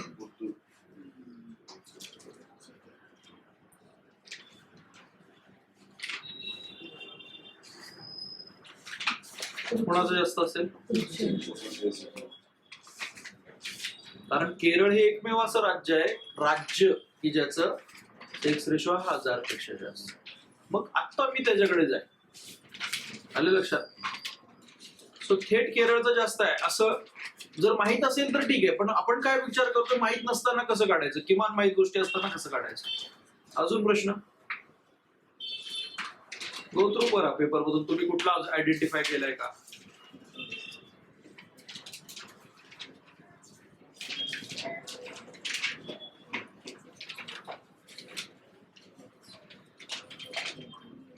नदी संगमचे घेत असेल. तुळापूर हे आपल्याला माहिती आहे ना. नाही, पण ते माहित असायला पाहिजे ना त्यातलं एक तरी ऍटलिस्ट. सर ते इंडियाज नॅशनल पॉप्युलेशन पॉलिसी बद्दल. ओके, ते ऍक्च्युली एमपीएससी चा असा एरिया आहे की जो 8 यायलाच पाहिजे. कितवा नंबर आहे? 47.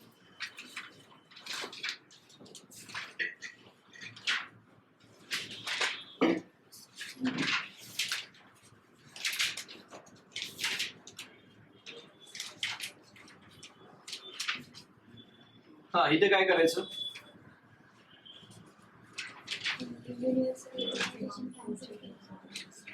काय कॅन्सल करायचं? आता हे राष्ट्रीय लोकसंख्या धोरण पाठच ठेवतो आपण इव्हन युपीएससी साठी सुद्धा, कारण महत्वाचं आहे. पण मग काय करता समजा माहित नसेल तर?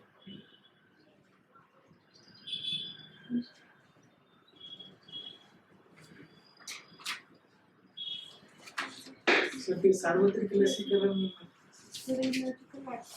इलॉजिकल वाटतं. म्हणजे लोकसंख्या धोरण आणि लसीकरण असेल तर बालमृत्यू कमी होईल. बालमृत्यू कमी झाला तर मुलं जास्त असावीत अशी जी पालकांची अपेक्षा असते ती कमी होईल. आधीच्या काळात जास्त मुलं का असायची? कारण मुलं जगणार का याची शाश्वती नसायची. हे पाठ असायला पाहिजे. ते आहे म्हणजे त्याचं लॉजिकली. हा, 2050 साठी त्यांनी 30% केले ऍक्च्युली. ते प्रति हजारी 30%, ते प्रति हजारी 30 असायला पाहिजे. पण हे पाठ म्हणजे माहितच असायला पाहिजे. एमपीएससी असो युपीएससी असो, राष्ट्रीय लोकसंख्या धोरण पाठच पाहिजे. प्रति हजार 30% म्हणतात. ते 30% सहज असं की तरी 100च्या आहे तरी कट करता आलं असतं. पण मी म्हणतो की हे पाठच ठेवणार होतो आपण.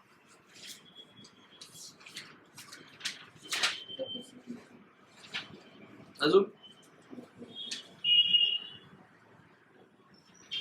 आणखी कोणता प्रश्न आहे? 34.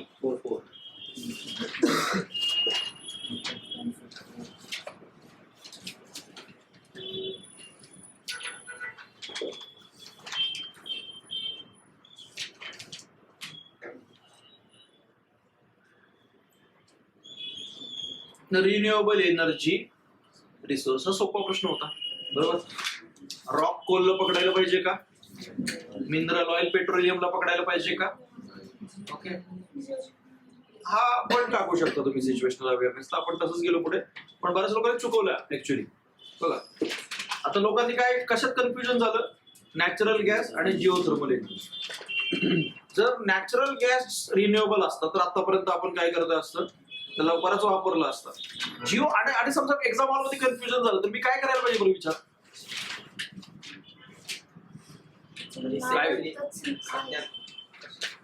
सिंपल विचार. रिन्युएबलचा अर्थ काय होतो?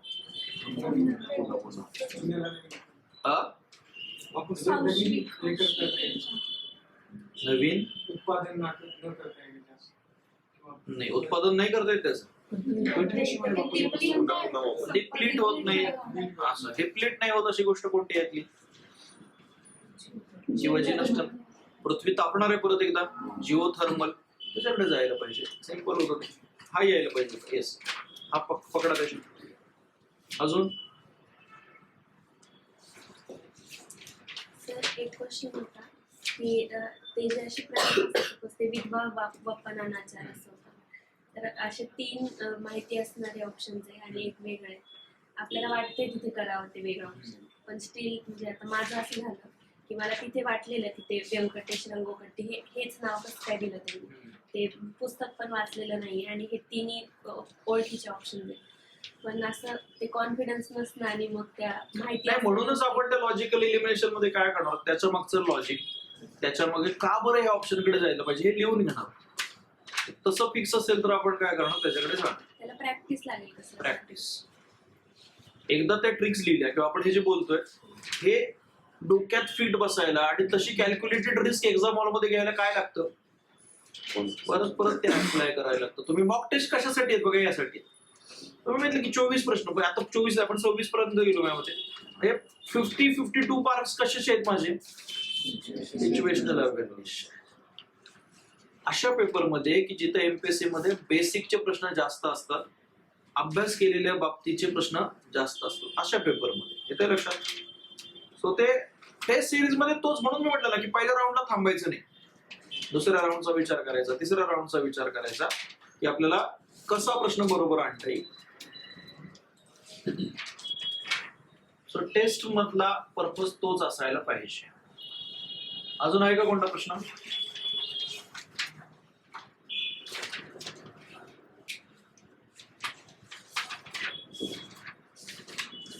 मगाशी मी जे म्हटलं बघा ते की एक्झामिनर कुठं चुकवतोय.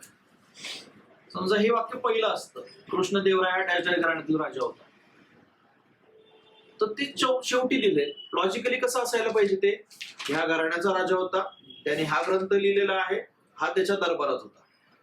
पण हा एक्झामिनर ऑप्शन तयार करतोय, तो नंतर आलाय आणि तो हे काय आहे, चुकीचं.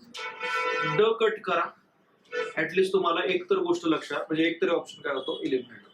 अर्थात हा बेसिक्स आहे, पण बरं एकदा कसं बघायला पाहिजे याच्या अराउंड आहे. आणखी कोणता प्रश्न आहे का सांगा.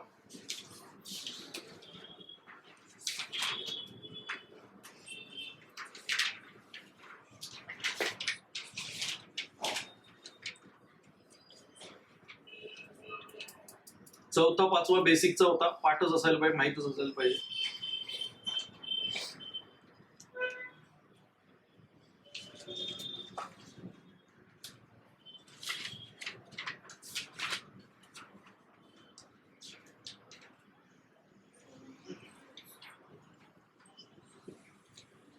या प्रश्नाच्या बाबतीत काय करता आलं असतं.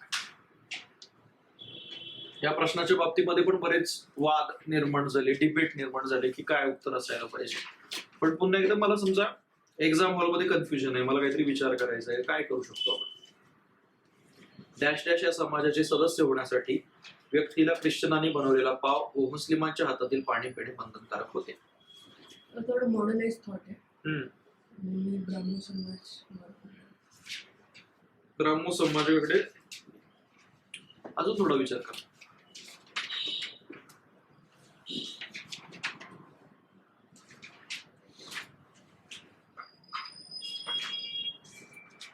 बघा आता एक ऍज आर्य समाज डिलीट करता येतो. का बरं आर्य समाज डिलीट करायचं? माझा प्रश्न ते नाही की काय उत्तर आहे, का हा प्रश्न. वेस्टर्न एज्युकेशन ब्राह्मण समाजाने इन्कल्केट केलं. वेस्टर्न एज्युकेशन इन्कल्केट केलं ब्राह्मण समाज.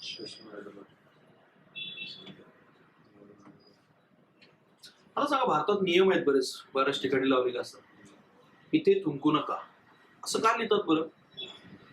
मला कधी कधी प्रश्न पडतो की काय काय ठिकाणी जिथे आपण म्हणू असा नियम का लिहावा लागतो, हीच किती प्रॉब्लेमॅटिक गोष्ट आहे. इथे थुंकू नका असं का लिहिलं जातं बरं? कारण लोक थुंकतात, बरोबर. तो ग्लासला आपल्या सार्वजनिक ठिकाणी हे बांधलेला असतो, का बरं? कारण लोक चोर आहेत, बरोबर. नियम कधी येतात? ज्यावेळेला त्या नियमांची गरज भासते. यातल्या कोणत्या ऑर्गनायझेशनला या नियमाची गरज भासली असेल? या नियमाची सत्यशोधक. नीट विचार.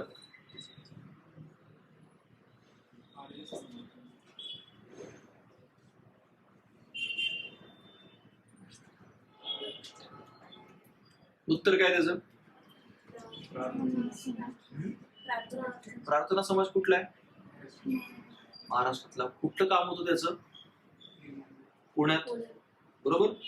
मला सांगा, पुण्यामध्ये जिथे आपण म्हणू पारंपरिक गोष्टींचा, रूढीचा पगडा जास्त आहे, अशा ठिकाणी हा नियम बनवावा लागेल का की तुम्ही ती गोष्ट सोडा आणि आमच्या ऑर्गनायझेशन मध्ये या? आलं का? कुठे बनवला जातोय तो नियम आणि कशासाठी बनवला जातोय?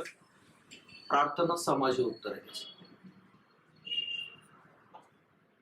असे लोक आहेत पुण्यातील लोक की जे आपण म्हणू अस्पृश्यता पाळतायत, शिवाशिवीचा हे आहे. अशा ठिकाणी जर आमच्या सदस्य व्हायचं असेल तर ख्रिश्चनांनी बनवलेलं पाव आणि मुस्लिमांच्या हातातील पाणी प्यावं लागेल. कारण तुमची ती धारणा आहेच नाही, तर मग मला फिल्टर करायला लागेल ना. तुम्ही त्यातले असाल तर आमच्याकडे येऊ नका. ह्या नियमाची गरज कुठे लागली असेल याचा विचार केला तरी ते उत्तर येत. समजलं? एखादा नियम आलाय, तो नियम का आला असेल आणि कुठे तो जास्त गरजेचा राहिला असेल?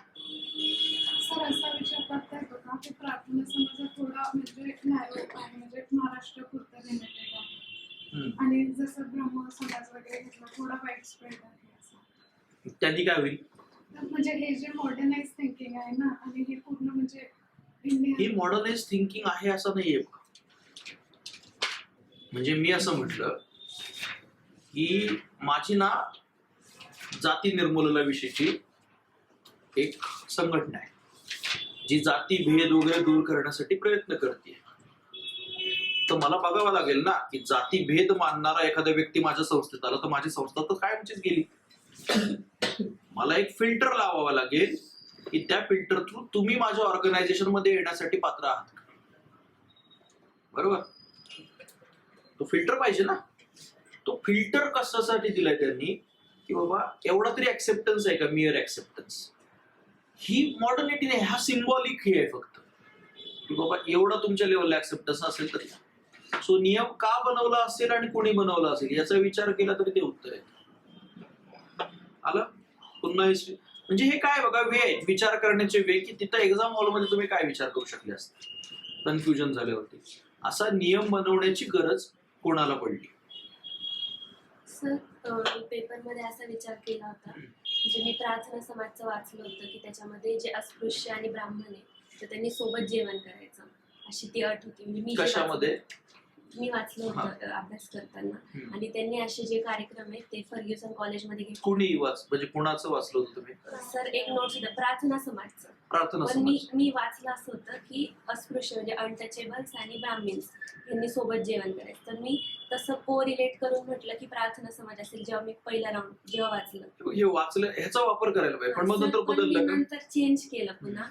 तर मी ते जे आहे ना प्रिपेअर्ड की असं नव्हतं ना वाचलेलं की मुस्लिम आणि ख्रिश्चन. मी वाचलं होतं की अनटचेबल्स आणि ब्राह्मिन्स असं. तर मी ते ख्रिश्चन, मग ते Raja Rammohan रॉयचं precept of Jesus त्यांनी लिहिलेलं असं करून मग मी सेकंड राऊंडला मी ब्राह्मण समाज टिक केलं. म्हणजे तेव्हा काय करायला हवं होतं? एक गोष्ट लक्षात घ्या, पहिल्या राऊंडचं आन्सर एकदम कंपायलिंग रिझन म्हणजे एकदमच असं काय तुम्हाला लक्षात आलं की हा एकदमच कन्व्हिन्सिंग तुम्हाला काहीतरी प्रूफ मिळालं, एव्हिडन्स मिळालं तरच बदलायचं. म्हणजे आता पुन्हा एकदा बघा, पहिल्या राऊंडला ना हा प्रश्न पहिल्या राऊंडचा होता का? नव्हता. तुम्हाला पहिल्या राऊंडला काय वाटलं की हे उत्तर असायला पाहिजे, मी डॉट करून ठेवला फक्त. आता तुम्हाला एकदम स्ट्रॉंग काहीतरी असं डोक्यात आलं की नाही हे वाचलेलंच आहे मी किंवा हे असंच आहे तरच ते उत्तर बदला, अदरवाईज ते आन्सरला स्टिक राहा. हे अशी उत्तर आपण फारशी सहसा बदलायची, इन्स्टिंक्ट वरती किंवा ह्याच्यावरती थोडंसं जायचं. दुसरं असं की आता तुम्ही काय करताय बघा विचार की मी वाचलेलं होतं की काय नियम आहे, तो एक नियम आहे, पण हा नियम पण त्याच्या जवळ जाणारच आहे ना, बरोबर?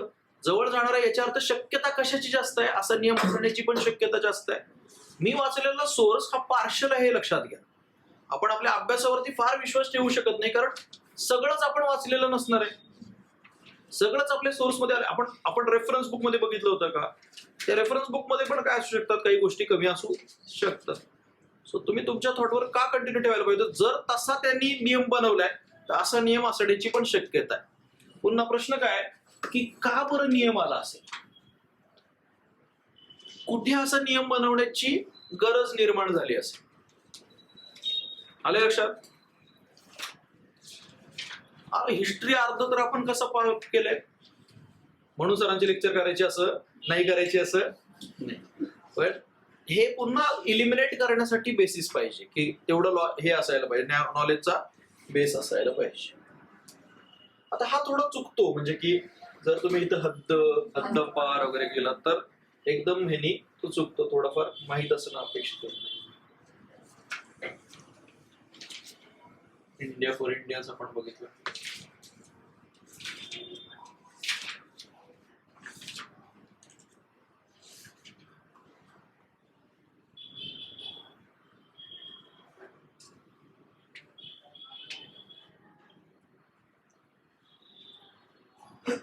गवा जोशी, गणेश वासुदेव जोशी माहित असायला पाहिजे महाराष्ट्राच्या इतिहासातले. आपण आधुनिक भारतामध्ये पण त्यांच्याबद्दल वाचतो, हे माहित असं. अजून आहे का कोणता प्रश्न?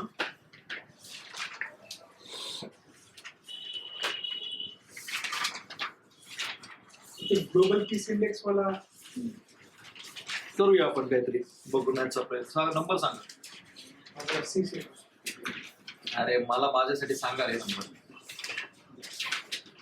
शेवटीच असेल ना?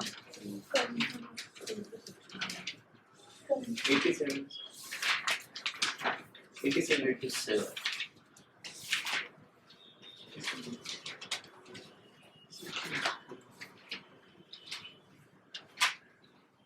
कितवा आहे नंबर? 87.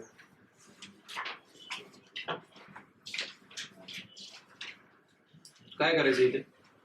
50-50 मध्ये होतं. कसं करायचं? पण आयर्लंड आणि आईसलँड हे जे कंट्रीज आहेत त्या कोणत्या पण इंडेक्स मध्ये पुढेच असतात असा विचार केला. हा, त्या नावातच त्यांची शांतता आहे, बरोबर ना? तसं नाही सर, पण असंच आपण जेव्हा इंडेक्स वाचतो तर ते कुठं पण कोणत्या पण इंडेक्स मध्ये पुढे असतात असा विचार केला. आता त्या डी कॅन्सल होणार आहे त्याचा प्रश्न. हा? कॅन्सल होणार आहे का होणार आहे कॅन्सल?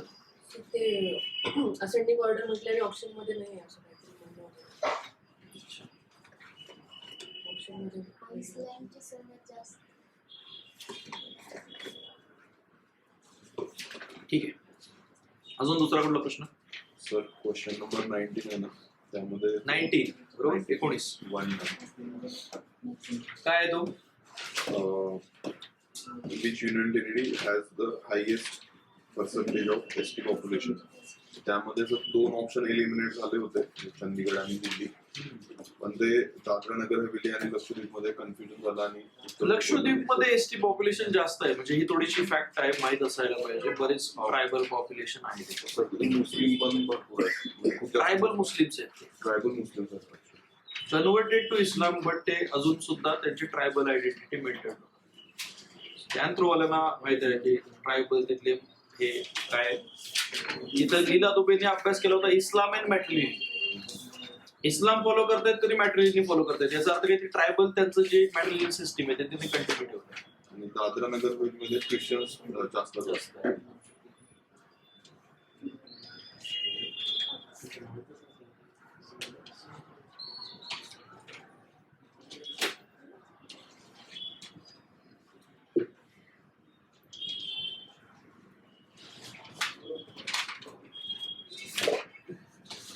सर ते जस्टिस भूषण गवई यांच्या कुठला? हा, भूषण गवई नाही पाहिजे ना आपण. कितवा प्रश्न आहे?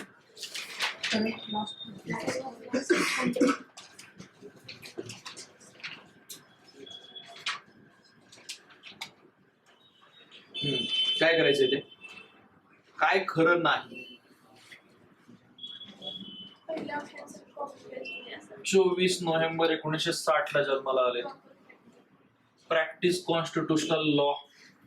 Appointed as government leader and public prosecutor for Nagpur bench in January 2005.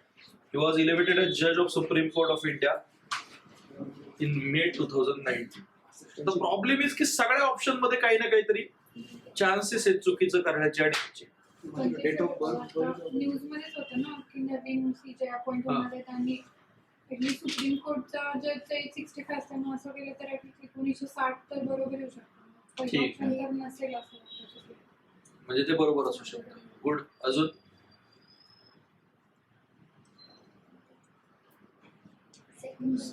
Sir second पण बरोबर आहे, कारण ते जनरलाइज वाटतं. Constitutional law and administrative law, एवढ्या लॉंग करिअर मध्ये ते प्रॅक्टिस केल्याचे चान्सेस आहेत. ही वॉज इलेव्हेटेड ॲज अ जज of supreme court of India in may 2019. First and fourth म्हणजे ते तिसऱ्या आणि चौथ्यामध्ये पिक करावं लागेल मग. एक जर मॅच केलं त्यांच्या बर्थ डेटला तर लास्ट ऑप्शन पण एक वाटते की हा होऊ शकतो. का बरं? ते 2019 ला झाले, मग त्यांचं एज कॅल्क्युलेट करून थोडस ते मग तिसऱ्या आणि चौथ्यामध्ये थोडं अवघड होत आहे. तिसरे राईट. अजून काहीतरी स्ट्रॉंग रिझन असेल तर सांगा, मग ते ऍक्सेप्ट करू आपण.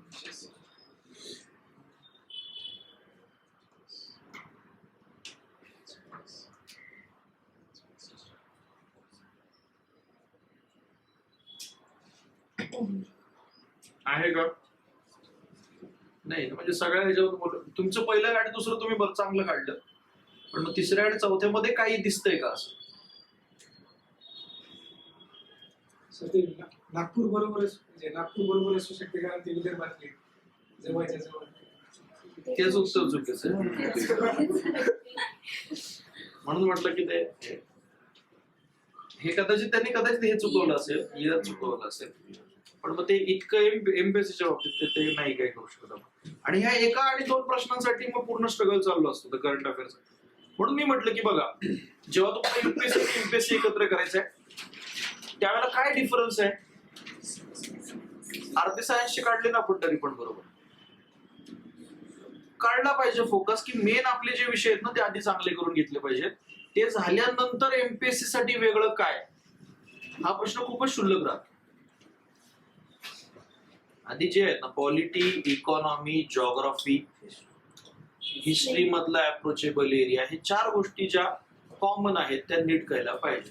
मग परीक्षा कुठली टार्गेट करायची असा प्रश्न पडत नाही.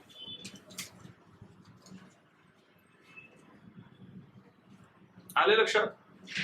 सो प्रश्न पत्रिका बघणं हे करायला पाहिजे. सिच्युएशनल अवेअरनेसचे प्रश्न बरोबर येण्यासाठी मी सांगितल्याप्रमाणे रोज प्रश्न बघत राहणं, रोज त्यांच्याशी प्रश्नांशी डायलॉग हे करणं, त्यानंतर त्या लॉजिकल इलिमिनेशनच्या टेक्निकचा वापर करण्याचा प्रयत्न करणं आणि पेपर ऍक्च्युअली सॉल्व्ह करणं, त्यात ते अप्लाय करण्याचा प्रयत्न करणं, या गोष्टी कन्सिस्टन्सली चालू.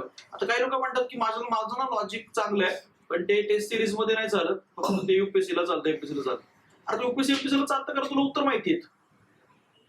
उत्तर माहिती असल्यावर लॉजिक काय वर्क होणारच आहे. टेस्ट सिरीज मध्ये लॉजिक वर्क होत नाही हे असं म्हणता येणार नाही, कारण टेस्ट सिरीज मध्ये पण एक्झामिनरच्या चुका असतातच. काही अंशी ते डिफरन्स येईल, पण मग हे जे आपण म्हणतोय ते सगळीकडेच वर्क व्हायला पाहिजे. आले लक्षात? इथं काय आपण बघत नाही ना हे एकदा विचारलंय का, दुसरं विचारलंय का, एक दोन तीन किती वेळा विचारलं, असं नाही बघत. सिंपल लँग्वेज, सिंपल एक्झामिनरच्या मिस्टेक्स याच्यावरती फोकस करतो. आले लक्षात? सो जे आपण म्हणतो युपीएससी 30 प्रश्न टार्गेट करायला पाहिजे, ऑलमोस्ट एमपीएससी मध्ये पण किती प्रश्न दिसत आहेत? 30 प्रश्न दिसत आहेत. आणि ह्याच्यामध्ये असं आपण काहीतरी केलं का की बाबा हा हे एकदमच इलॉजिकली रॅशनल असं काहीतरी? त्यामुळे ते जे सांगितलं जातं ना युट्यूबवरच्या किंवा याच्यावरती ते सस्टेनेबल नाहीये बघा. ऑन द स्पॉट एक्झाम हॉलमध्ये त्याच्यावरती किती विश्वास ठेवा असा प्रश्न निर्माण होतो. ते नाही करायचं आपल्याला. युपीएससी मध्ये ट्रिक्स, युपीएससीच्या प्रिलिमच्या ट्रिक्स सांगून प्रचंड पैसा कमवलेला मला माणूस माहिती, जो युपीएससी प्रिलिमच्या आधी मला विचारायला आला होता की काय करू आता प्रिलिमचं स्वतःच्या. चौधरी नाव नाही मला नाही माहिती नाव. चौधरी कोण आहे? अरविंद चौधरी आहे तो, त्याने सगळ्यात जास्त पैसा कमवला ट्रिक सांगून. अच्छा, चौधरी नाही येतो, तू बरोबर डायरेक्शन आहे. सो म्हणजे हे समजून घेतलं पाहिजे की कशाला लॉजिकल म्हणायचं की हा महात्मा फुले आले कट करा, असं नाही येते. एक्झामिनरचं सबकॉन्शियस माइंड मध्ये काय चाललंय, एक्झामिनर काय विचार करतोय याचा विचार करा. हे पुन्हा सांगितल्याप्रमाणे हे डेव्हलप व्हायला वेळ लागेल, पण तो वेळ द्या. एकदा ते जमलं की मग आपल्याला कशाची गरज लागणार नाही बाकीच्या. हा सगळा लँग्वेजचा खेळ आहे बघा. भाषेवरती प्रभुत्व पाहिजे, भाषेवरती कंट्रोल पाहिजे. कॉम्प्रेहेन्शनचे पेपर आहे, GS1चा आणि CSATचा दोन्ही कॉम्प्रेहेन्शनचे पेपर आहेत. न्यूजपेपर का वाचायचा? मला माझं कॉम्प्रेहेन्शन डेव्हलप करायचंय. त्यातून किती प्रश्न येतात, त्यातून किती गोष्टी मिळतात यासाठी नाही. मला माझी इलिमिनेट करण्याची ताकद वाढली पाहिजे, मला हे प्रश्न बघण्याचा व्ह्यू डेव्हलप व्हायला पाहिजे. आले लक्षात? सो त्या गोष्टी म्हणजे त्यातून आउटपुट काय मिळतो याचा विचार करू नका, माझी ही थॉट प्रोसेस डेव्हलप होते का याचा विचार करा. मी आधी सांगितल्याप्रमाणे market works on the fear of content. कंटेंटच्या फिअर वरती परीक्षा जवळ आले त्याच्या फिअर मधून मार्केट वर्क होत, त्याच्या मध्ये नाही पडलं पाहिजे. एन्व्हायरमेंटच्या अननोन एरियामधून प्रश्न येणारच आहेत ना. ते 100 प्रश्न आहेत आणि मी म्हणेन की 100च्या 100 मला माहित नाहीत असं पण येईल. मी पॉलिटी खूप अभ्यास करतोय, पॉलिटीचा एक पण प्रश्न दिसणार नाही असं पण होईल. कुठल्याच प्रकारची अपेक्षा ठेवून एक्झाम हॉलमध्ये मी गेलो तर त्याला हे होणारच आहे ना होतं. मग मी फेस कसा करणार त्या पेपरला? ते खूप प्रॉब्लेमॅटिक होतं. म्हणजे 2020चा युपीएससीचा प्रिलिमचा पेपर सुरू होता, कोविड होता आणि मग बऱ्याच लोकांमध्ये चर्चा कसा पेपर काय पेपर. त्याने तो आधी छापलेला पेपर तोच दिला होता आणि मला सेक्शन ए आला होता. सेक्शन ए आला होता, पहिले 15 प्रश्न पॉलिटीचे होते. खरंच युपीएससी ह्युमॅनिटेरियन झाले म्हटलं की एवढं सोपा पेपर. सगळे एनसीआरटी लॉजिकल प्रश्न होते 15च्या 15 ते 50 नंतर काही दिसलंच नाही. असं वाटत प्रत्येक प्रश्नांवरती कर गाल पुढे, दुसऱ्या प्रश्न 16-17व्या प्रश्नावर कर गाल पुढे. मग अशा वेळेला कसं ते धैर्य टिकवून ठेवायचं की बाबा आपल्याला नाही माहिती, मग कसं टिकवून ठेवायचं याच्यासाठी ती प्रॅक्टिस पाहिजे टेस्टची. ठीक आहे. सो पुन्हा या रविवारच्या टेस्टला आपण काय करणार आहोत ह्याचा ऍटलिस्ट प्रयत्न करणार. स्ट्रगल दिसला पाहिजे एक्झाम हॉलमध्ये, ती साईन दिसली पाहिजे तुमच्या याच्याकडून. ऍटलिस्ट काय साईन आपण करू शकतो की पहिल्या राऊंडला मला वाटलं हे 2 बरोबर वाटतंय, मग मी हे असं साईन करून ठेवू शकतो की यापैकी उत्तर आहे. मग दुसऱ्या राऊंडला मी काय करेन, या 2 गोष्टींवरती विचार करेन. सो तुमची साईन लँग्वेज ह्या पेपरच्या सॉल्व्हिंगच्या बेसिसवरती काय झाली पाहिजे, प्रॉपर तयार झाली पाहिजे. की डेफिनेटली तुम्हाला वाटतं की हे बरोबर आहे, साईन वेगळी असेल, तुम्हाला डेफिनेटली नाही माहित तर साईन वेगळी असेल. सो तुम्हाला वाटतं की नाही हे इनकरेक्टच आहे किंवा मला तुम्हाला वाटतं की हे इनकरेक्ट असण्याचे चान्सेस आहे.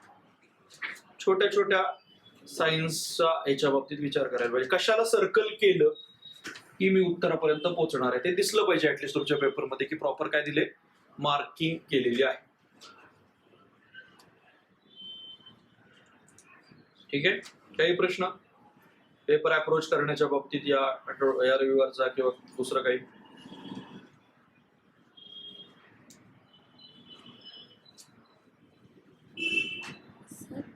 जो फर्स्ट राऊंड असतो ज्याच्यामध्ये आपण पहिल्यांदाच प्रश्न बघतो तर असे काही म्हणजे सगळेच प्रश्न जर वाचायला गेलं तर तो राऊंड असं. काही प्रश्नांकडे बघून लक्षात येते याच्या बाबतीत आपण काहीच करू शकत नाही पहिल्या राऊंडला. सर ते वाचायचे Skip पण नाही का म्हणजे Skip ऑप्शन करा. पण नाही वाचायचे. म्हणजे आता समजा मी तो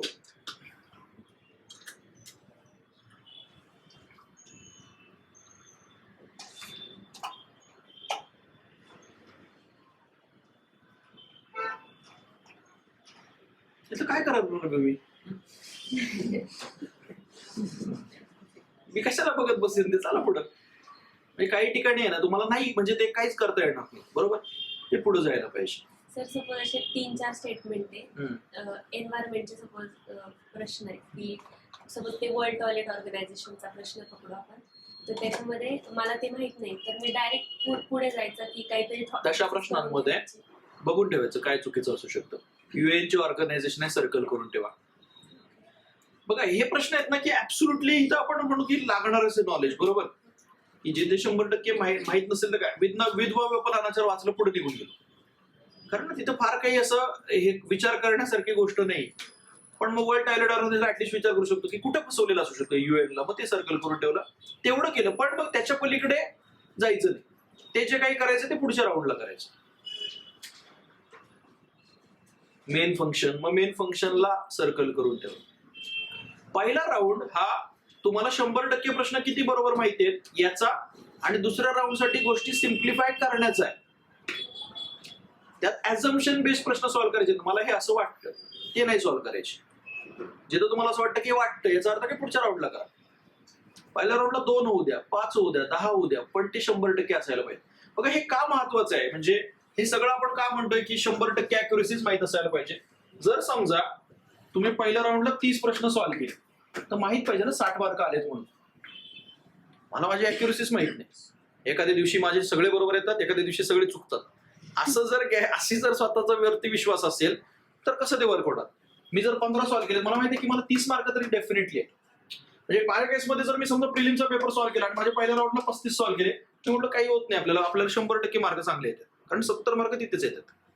मग हा गॅरंटी कधी येईल किंवा हा कॉन्फिडन्स कधी येईल, ज्या वेळेला तुम्हाला तुमची अॅक्युरेसी माहित आहे फर्स्ट राऊंडची. ठीक आहे, तर फर्स्ट राऊंडची अॅक्युरेसी आपल्याला पुढच्या काही दिवसांमध्ये मॅटर करणार. पुढे जाऊन किती रिस्क घ्यायची आहे हे समजलं पाहिजे. अजून काही प्रश्न?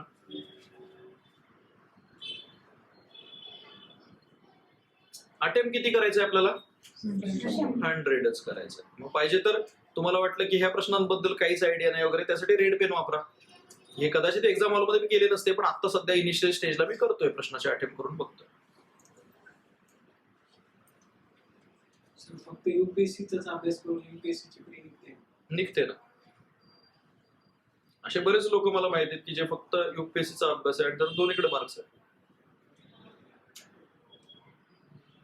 पण परत एकदा काय ते बेसिक स्ट्रॉंग, आणि हे काय प्रश्न एकदा सिच्युएशनल अवेअरनेस तुम्हाला समजलं आणि UPSCच्या प्रिलिमच्या बेसिसवरचे हे प्रश्न बरोबर आले, घेतात बरोबर तेवढे प्रश्न. महाराष्ट्राच्या इतिहासाचा अभ्यासाचा काही संबंध होता का प्रश्न सॉल्व्ह करताना? सायन्सचा काही संबंध होता? नव्हता संबंध. तुम्ही 1-2 प्रश्नांसाठी तेवढा स्ट्रगल करा, त्यापेक्षा मग पॉलिटिचे हे कधी निर्माण होतो प्रश्न की मी सायन्सचं काय वाचू, अरे पॉलिटिचे येतात का बरोबर? पॉलिटिचे जर 4-5 चुकतात तर तू कसलं सायन्सचं घेऊन बसलाय, ते त्याला काही वर्क नाही होणार. त्यामुळे एक विषय कुठल्याही एका एक्झामचा अभ्यास प्रॉपर झालेला असेल तर दुसऱ्या एक्झाम मध्ये त्याचा रिझल्ट दिसायला सुरुवात होते. त्याची थोडीफार रिक्वायरमेंट त्या परीक्षेची कळल्यानंतर, पण मग ते आधी पहिल्या एका एक्झामचा तरी नीट अभ्यास व्हायला पाहिजे. आता जे लोक बघा काय झालं की UPSC प्रिलिम झाल्यानंतर MPSC प्रिलिम कडे गेले, आता कंबाईन कडे गेले, त्यांना तर म्हणजे डायरेक्ट भारतरत्न दिलं पाहिजे. कंबाईन ही परीक्षाच कळली नाही याचा अर्थ. सगळ्यात अवघड परीक्षा आहे 3 पैकी. कंबाईनचा अरे तो एक तर म्हणजे बसल्यानंतर संपतो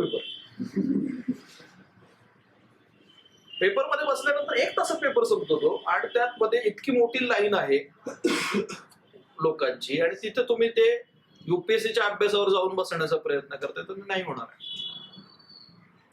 सो एक प्रॉपर अभ्यास एका परीक्षेचा झाला पाहिजे, तेव्हा बाकीच्या परीक्षा टार्गेट करता येतात. आणखी इकडे सर आपण बेसिक म्हणतो, मग बेसिक मध्ये कशावर एकदम जास्त होल्ड आला पाहिजे असं किती विषय आहेत? पॉलिटी, इकॉनॉमी, जिओग्राफी आणि हिस्ट्री, 4 विषय. त्यांचे सगळे स्टँडर्ड पुस्तक. म्हणजे पॉलिटी, इकॉनॉमी, जॉग्राफीला सोर्स आपला बऱ्यापैकी डिफाईंड आहे.